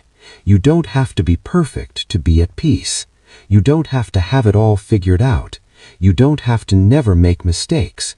You just have to stop making those mistakes mean something terrible about who you fundamentally are. Huangbo's 3 years of suffering came not from his actual imperfections, but from his judgment about them, from the impossible standard he held himself to, from the comparison between his real self and his idealized image of what a spiritual person should be. How many years have you lost to similar suffering? How much energy have you spent trying to eliminate parts of yourself that are simply part of being human? How often have you used your very normal struggles as evidence that something is fundamentally wrong with you? The Buddha taught about this when he spoke of the middle way, not the harsh asceticism that denies the body and its needs, but also not the complete indulgence that causes harm. The middle way is the path of being fully human, acknowledging Cultivating needs wisdom and limitations, and compassion. while also Your body gets tired. This is not a spiritual failing. Your mind wanders. This is not evidence that you're bad at meditation. You feel difficult emotions. This is not proof that you haven't made progress. You make mistakes. This is not a sign that you're inadequate. These are all just part of being human, and being human is not an obstacle to awakening. It's the only vehicle through which awakening can be realized. Tonight, you can practice what Huangbo learned. You can notice when you're judging yourself for being imperfect, for having struggles, for not being further along than you are. And in that noticing, you can let the judgment go. You can meet yourself with the same kindness that Dongshan showed to Huangbo. You can acknowledge that yes, you put pickles in the wrong place, metaphorically speaking. You made a mistake. You didn't handle something as well as you might have. You still struggle with patterns you wish you'd outgrown. And all of that is okay. All of that is normal. All of that is compatible with being at peace, with being awake, with being exactly what you need to be in this moment. The pickles are just pickles. Your struggles are just struggles. Your imperfections are just imperfections. They don't mean anything terrible about your worth or your capacity for peace. They're just the texture of a human life, and a human life is the only kind of life through which you can discover the freedom you seek. Let us pause here for a practice of self-acceptance. Take 3 slow breaths. With each breath, call to mind something about yourself that you've been judging, something you think you should have figured out by now, some way you think you're falling short. See it clearly, and then, instead of the usual judgment, simply say to yourself, "This is just pickles in the wrong place. This is just being human. This doesn't mean anything about my fundamental worth or my capacity for peace." Feel the difference between holding your imperfection with judgment and holding it with simple acceptance. Feel how much lighter it is to just be human, without needing to be a perfect human. This is the teaching of the Master's mistake. Perfection is not required. Only presence, only kindness, only the willingness to be exactly what you are, pickles and all. Rest here in this acceptance. Rest in the knowledge that you are already enough, already whole, already exactly what this moment needs you to be.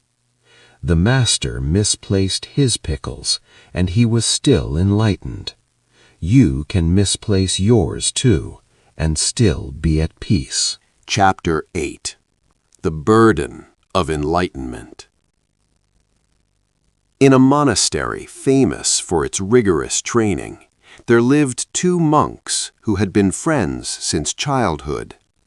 They had entered the monastery together as young boys, had trained side by side for many years, and had both devoted themselves completely to the path of awakening. The first monk, whose name was Sengai, was earnest and intense in his practice. He meditated for hours beyond the required sitting periods. He studied the sutras late into the night. He questioned the masters relentlessly, attended every Dharma talk, and approached his spiritual development with the fierce dedication of a warrior preparing for battle. Sengai believed that enlightenment was the most important thing in life, the only thing truly worth pursuing. Everything else, comfort, relationships, pleasure, rest, was secondary, potentially even a distraction from the great work of awakening. He measured his days by how many hours he sat, how clearly he understood the teachings, how close he felt to breakthrough. The second monk, whose name was Hote, was different. He practiced diligently, attending all required activities and sitting meditation faithfully. But he also took time to work in the monastery garden, enjoyed his meals, laughed with the other monks, and sometimes could be found simply sitting in the sun, watching birds or clouds with a peaceful smile on his face. Sengai often felt frustrated with Hote. "How can you waste time like that?" he would ask. "Don't you understand how precious this human birth is? We have this rare opportunity to awaken, and you spend your time watching birds?" Hote would smile gently. "The birds are teaching me too," he would say. "Watch how they don't carry anything from yesterday or worry about tomorrow. They're completely present, completely themselves. That's a teaching worth receiving." But Sengai would shake his head and return to his meditation cushion, determined to work harder, to push further, to finally achieve the enlightenment that seemed always just beyond his grasp. Years passed this way. Both monks grew older. Sengai's intensity never wavered, but a certain hardness crept into his demeanor. His jaw was often clenched. His shoulders carried a visible tension. He measured himself and others constantly, always evaluating, always assessing who was serious about practice and who was merely going through the motions. Hote grew softer with age, his smile more frequent, his laughter more full. He seemed to carry lightness with him, a quality of ease that made people feel comfortable in his presence. One day, a renowned Zen master from another monastery came to visit. He was known for his ability to recognize deep realization in others, and students came from all over, hoping he would confirm their attainment or offer teaching to help them break through. Sengai was determined to meet with this master, to demonstrate his understanding, perhaps finally to receive confirmation that his years of intense practice had borne fruit. He prepared extensively, reviewing his insights, rehearsing how he would demonstrate his grasp of the teachings. When his turn came for a private interview, Sengai entered the visiting master's room and bowed formally. The visiting master gestured for him to sit. "Tell me," the master said simply, "what have you realized?" Sengai sat up very straight, his face serious and concentrated. He began to speak about emptiness, about the nature of mind, about non-duality. His explanations were sophisticated and accurate. He quoted sutras and cited classical teachings. He described meditative states he had experienced, insights that had arisen in his practice. The master listened patiently, his face neutral. When Sengai finished, there was a long silence. Finally, the master spoke.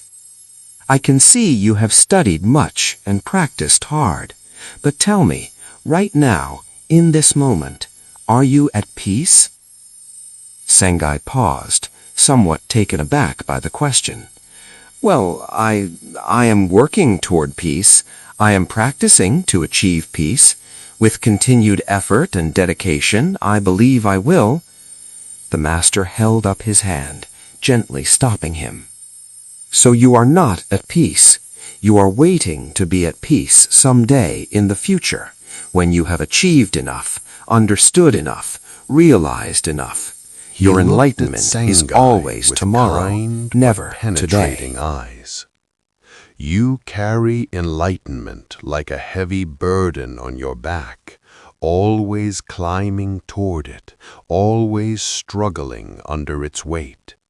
Have you ever considered that this burden itself is what prevents you from recognizing the peace that is already here?" Sengai felt something crack inside his chest. Tears sprang to his eyes. The truth of the master's words struck him powerfully. He had been so busy trying to achieve enlightenment that he had never considered he might already be capable of peace, right now, without achieving anything more. Later that day, Hote had his interview with the visiting master. He entered the room with his customary ease, bowed, and sat down with a relaxed but attentive posture. "Tell me," the master said, "what have you realized?" Hote was quiet for a moment, seeming to genuinely consider the question. Then he smiled. "I don't know that I've realized anything special. I sit when it's time to sit. I work when it's time to work. I eat when I'm hungry, sleep when I'm tired. The birds sing, the flowers bloom, the seasons change. Everything is just as it is. Nothing is lacking." The master's face broke into a wide smile. "You," he said warmly, "carry no burden at all.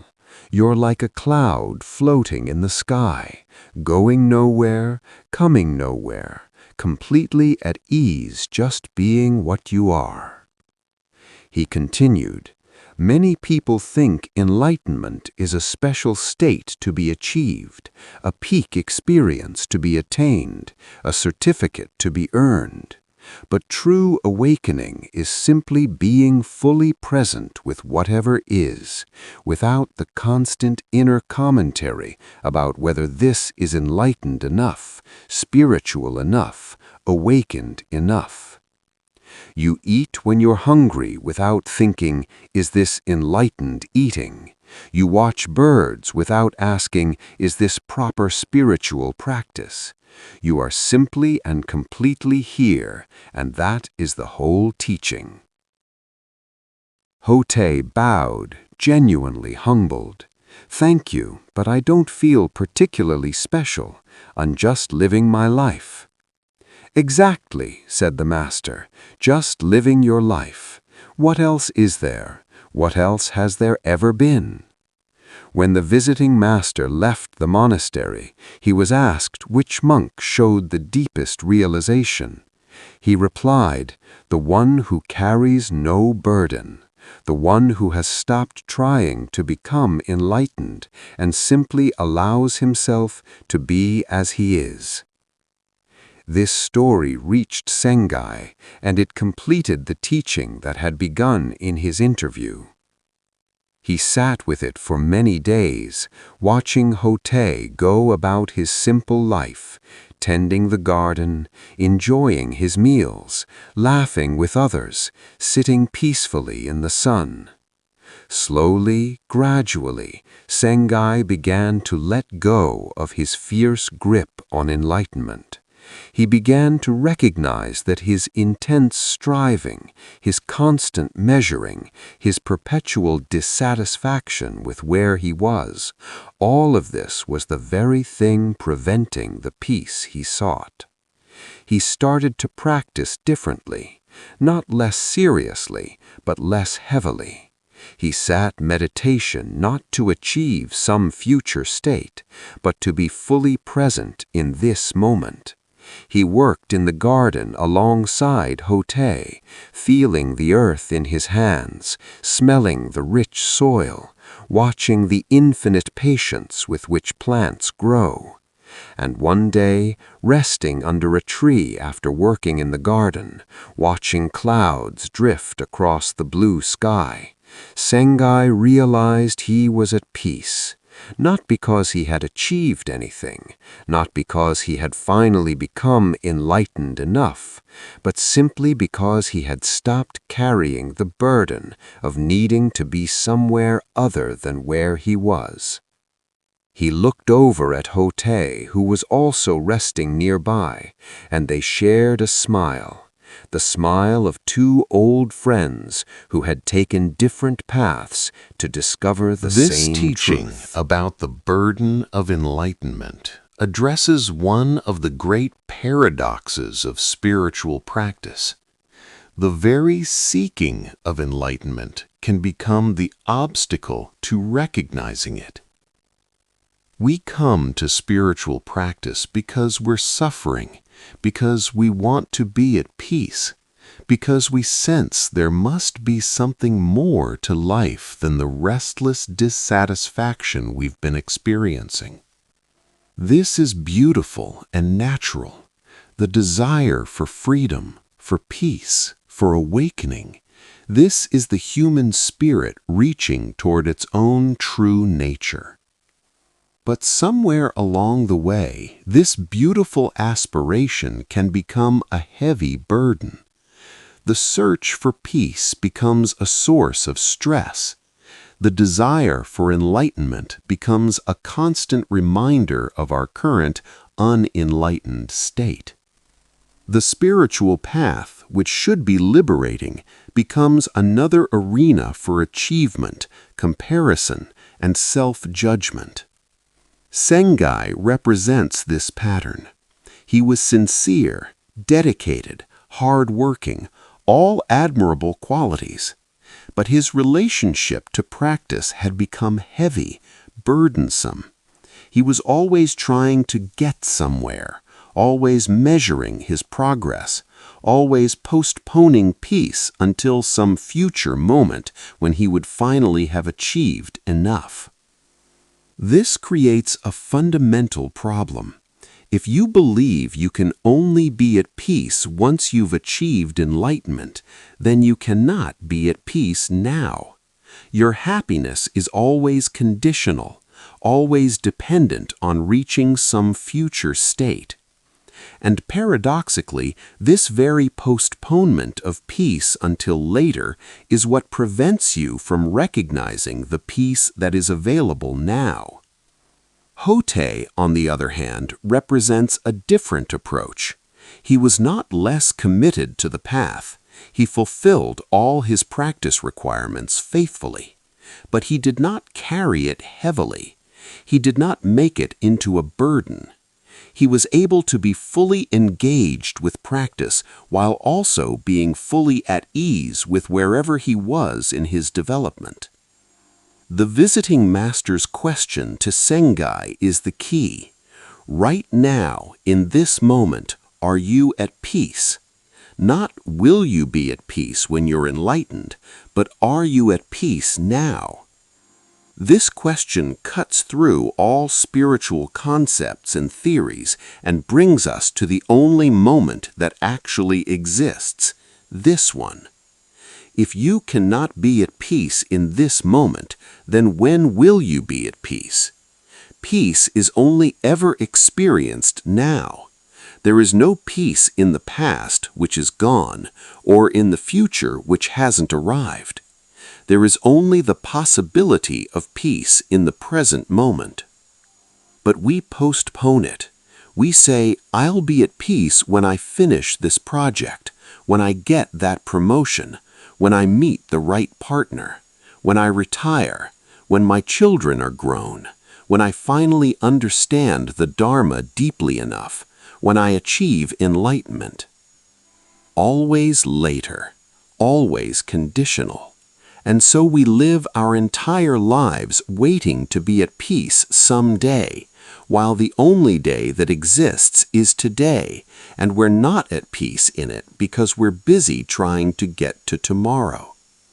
The Buddha taught about this in many ways. He spoke about the gateless gate, the realization that what you're seeking is already here, that there is no gate to pass through because you're already on the other side. He taught about no attainment, that awakening is not about gaining something new, but about recognizing what has always been present. These teachings can sound confusing or even frustrating to the seeking mind. If I'm already enlightened, why don't I feel enlightened? If peace is already here, why am I suffering? But the teaching is not that you're already enlightened in the sense of having achieved some special state. The teaching is that the peace you seek, the freedom you long for, is available right now, in this very moment, not as a result of future achievement, but as a recognition of present reality. What does this mean practically? It means you can be at peace now, even while working on yourself, even while growing and developing, even in the midst of challenges. Peace doesn't require perfect circumstances or perfect understanding. It doesn't require that you've solved all your problems or overcome all your limitations. Peace is simply the cessation of the inner war, the war between where you are and where you think you should be, the war between who you are and who you think you need to become, the war between this moment and some imagined better moment in the future. When Hote watched birds, he wasn't wasting time, he was practicing presence. When he enjoyed his meals, he wasn't being unspiritual, he was being fully alive. When he laughed with others, he wasn't distracting himself from the real spiritual work. He was expressing the joy that arises naturally when we stop carrying heavy burdens. The shift that Sengai eventually made was not about practicing less or caring less about awakening. It was about practicing differently, practicing with lightness rather than heaviness, with presence rather than postponement, with acceptance of where he was rather than constant dissatisfaction. This is the practice the story invites us into. Can you engage wholeheartedly with your spiritual practice, your meditation, your growth, and also be at peace with exactly where you are? Can you work toward becoming more skillful, more aware, more compassionate, without making your current level of development a problem? Can you hold both the aspiration to grow and the acceptance of where you are? This is not settling for mediocrity. This is recognizing that the peace you seek is not found at the end of the path, but in the way you walk the path. Not when you arrive, but in how you travel. Tonight, you can practice putting down the burden of enlightenment, not abandoning your spiritual aspirations, but holding them lightly rather than carrying them heavily. You can notice when you're thinking, "I'll be at peace when," and gently redirect to, "Can I be at peace now with things exactly as they are?" You can observe when you're measuring yourself, comparing your practice to others, judging whether you're spiritual enough, and simply release that evaluation. It's just another burden, another weight you don't need to carry. You can ask Sengai's question, "Right now, in this moment, am I at peace?" Not "should I be at peace" or "will I be at peace someday," but "can I be at peace right now?" And if the answer is no, you can ask, "What burden am I carrying? What weight could I put down? What am I demanding this moment be different, and can I release that demand?" Often, you'll find that peace is available the moment you stop requiring it to look a certain way, the moment you stop postponing it until you've achieved enough. Zen master Huang Po taught, "The foolish reject what they see, not what they think. The wise reject what they think, not what they see." Sengai was rejecting what he could see, the present moment, his current level of development, in favor of what he was thinking, some imagined future state of enlightenment. Hote accepted what he could see and let go of requiring it to be different. Let us pause here for unburdening meditation. Take 3 deep breaths. With each exhale, imagine setting down a heavy load you've been carrying, the burden of needing to be more spiritual, more awakened, more evolved than you currently are.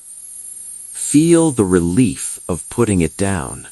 Feel how much lighter you are when you're not constantly carrying the weight of self-improvement, of spiritual ambition, of needing to get somewhere other than here. Now ask yourself, right here, right now, with nothing added and nothing taken away, can I be at peace? Not forever, not as a permanent achievement, but just for this moment. Rest in whatever answer arises. If peace is here, receive it. If it's not, that's okay too. The practice is not to force peace, but to stop carrying the burdens that prevent it from arising naturally. That You holds are an all experience. You are the sky through which all weather passes. You are the ocean beneath the waves. The stories end, but the teaching continues. Every moment of your life is a continuation of these teachings. Every time you choose presence over distraction, acceptance over resistance, softness over hardness, you are living the wisdom of these ancient masters. Every time you notice your cup is full and gently empty it. Every time you decline the gift of someone's anger. Every time you let a weed grow without going to war with it. Every time you allow your heart to feel without judging yourself for feeling. Every time you remember that the moon was never in the water, you are practicing. You are awakening. You are coming home. As you drift now into sleep or into the soft space between waking and dreaming, let these teachings settle into your bones, not as concepts to remember, but as wisdom to embody. Let them become part of how you breathe, how you rest, how you simply are. There is nothing more you need to do tonight. Nowhere else you need to go. No one else you need to become. The spiritual path is not a ladder you must climb, but a recognition of the ground you're already standing on. Feel your body sinking deeper into rest. Feel the gentle rhythm of your breath, breathing itself without any effort from you. This effortless breathing is a teaching, life living itself through you, wisdom expressing itself through your very existence. You are enough. This moment is enough. Everything is already complete, just as it is. The Buddha taught that we are all like lotuses, born in mud, growing through dark water, reaching toward light. The mud is not an obstacle, it's the nourishment. The dark water is not a problem, it's the environment through which we grow. Every challenge, every difficulty, every imperfection is part of your growing, your blooming. And you are blooming, right now, even in your sleep, even in your struggle, even in your not knowing, you are blooming. The lotus doesn't need to understand how to bloom. It simply does, because blooming is its nature. Peace is your nature. Freedom is your nature. Love is your nature. Not something to achieve, but something to remember. Not something to become, but something to recognize that you already are. So rest now, dear friend. Rest deeply. Rest completely. Let these teachings and stories be like gentle rain that has watered seeds you didn't even know were planted. In time, in their own time, they will sprout and bloom, not because you make them, but because growth is what seeds do when given water and care. You have given yourself this gift tonight, the gift of these teachings, the gift of this quiet time, the gift of rest. Receive this gift fully. Let yourself be exactly as you are. Let this moment be exactly as it is. The old Zen masters would end their teachings with a bow, a gesture of respect, of gratitude, of recognition. I bow to you now, to the Buddha nature within you, to the awareness that has been listening through these stories, to the peace that has been here all along. May you rest well. May you dream peacefully. May you wake refreshed, carrying with you the lightness of an empty cup, the wisdom of a soft heart, the freedom of a mind that knows it is vast as the sky. And remember, if you ever need to return to this quiet sanctuary, to these gentle teachings, to this space of rest and recognition, it is always here, just as your true nature is always here, never absent, never far away, waiting patiently for you to remember. Thank you for walking this path with me tonight. Thank you for your presence, your openness, your willingness to receive these ancient whispers of wisdom. The tea has been drunk, the garden has been tended, the moon shines on, reflected in countless waters, yet always whole in the sky. And you are that moon, whole, luminous, free. Rest now, rest deeply. Let go of everything, even these words.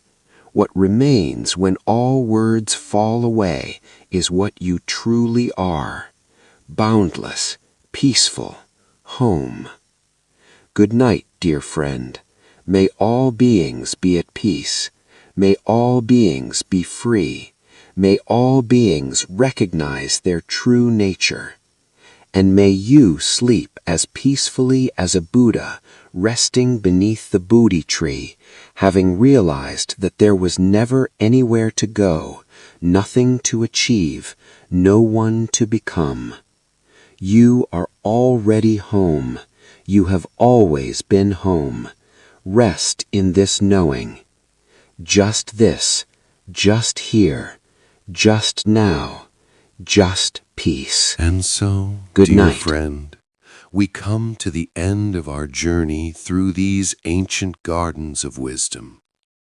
We have walked together through stories of tea ceremonies and broken buckets, of pickle jars and garden weeds, of empty cups and soft hearts.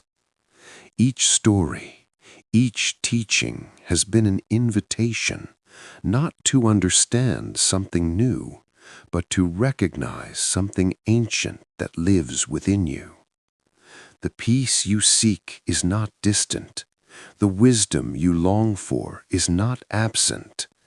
Like the moon that was always shining even when reflected in water, your true nature has been present all along. You don't need to become someone other than who you are. You don't need to achieve some perfect state before you can rest. You can rest now. You can be at peace now. You can let your cup be empty, your heart be soft, your mind be spacious. The masters in these stories were not superhuman. They misplaced pickles and cried easily. They were beautifully, gloriously human. And in their humanity, they found freedom, not by transcending their humanness, but by fully accepting it, by being present with it, by letting go of the war against themselves. This same freedom is available to you, right now, in this moment, exactly as you are, with all your imperfections, all your struggles, all your beautiful human messiness. The pickles can be in the wrong place. The weeds can grow in your garden. Your meditations can be imperfect. Your mind can wander. You can make mistakes. And still, beneath all of this, like the moon behind clouds, your fundamental nature remains untouched, whole, and free. You are the awareness. You are enough. This moment is complete. Rest deeply. You are home. Nothing to do. Nowhere to go.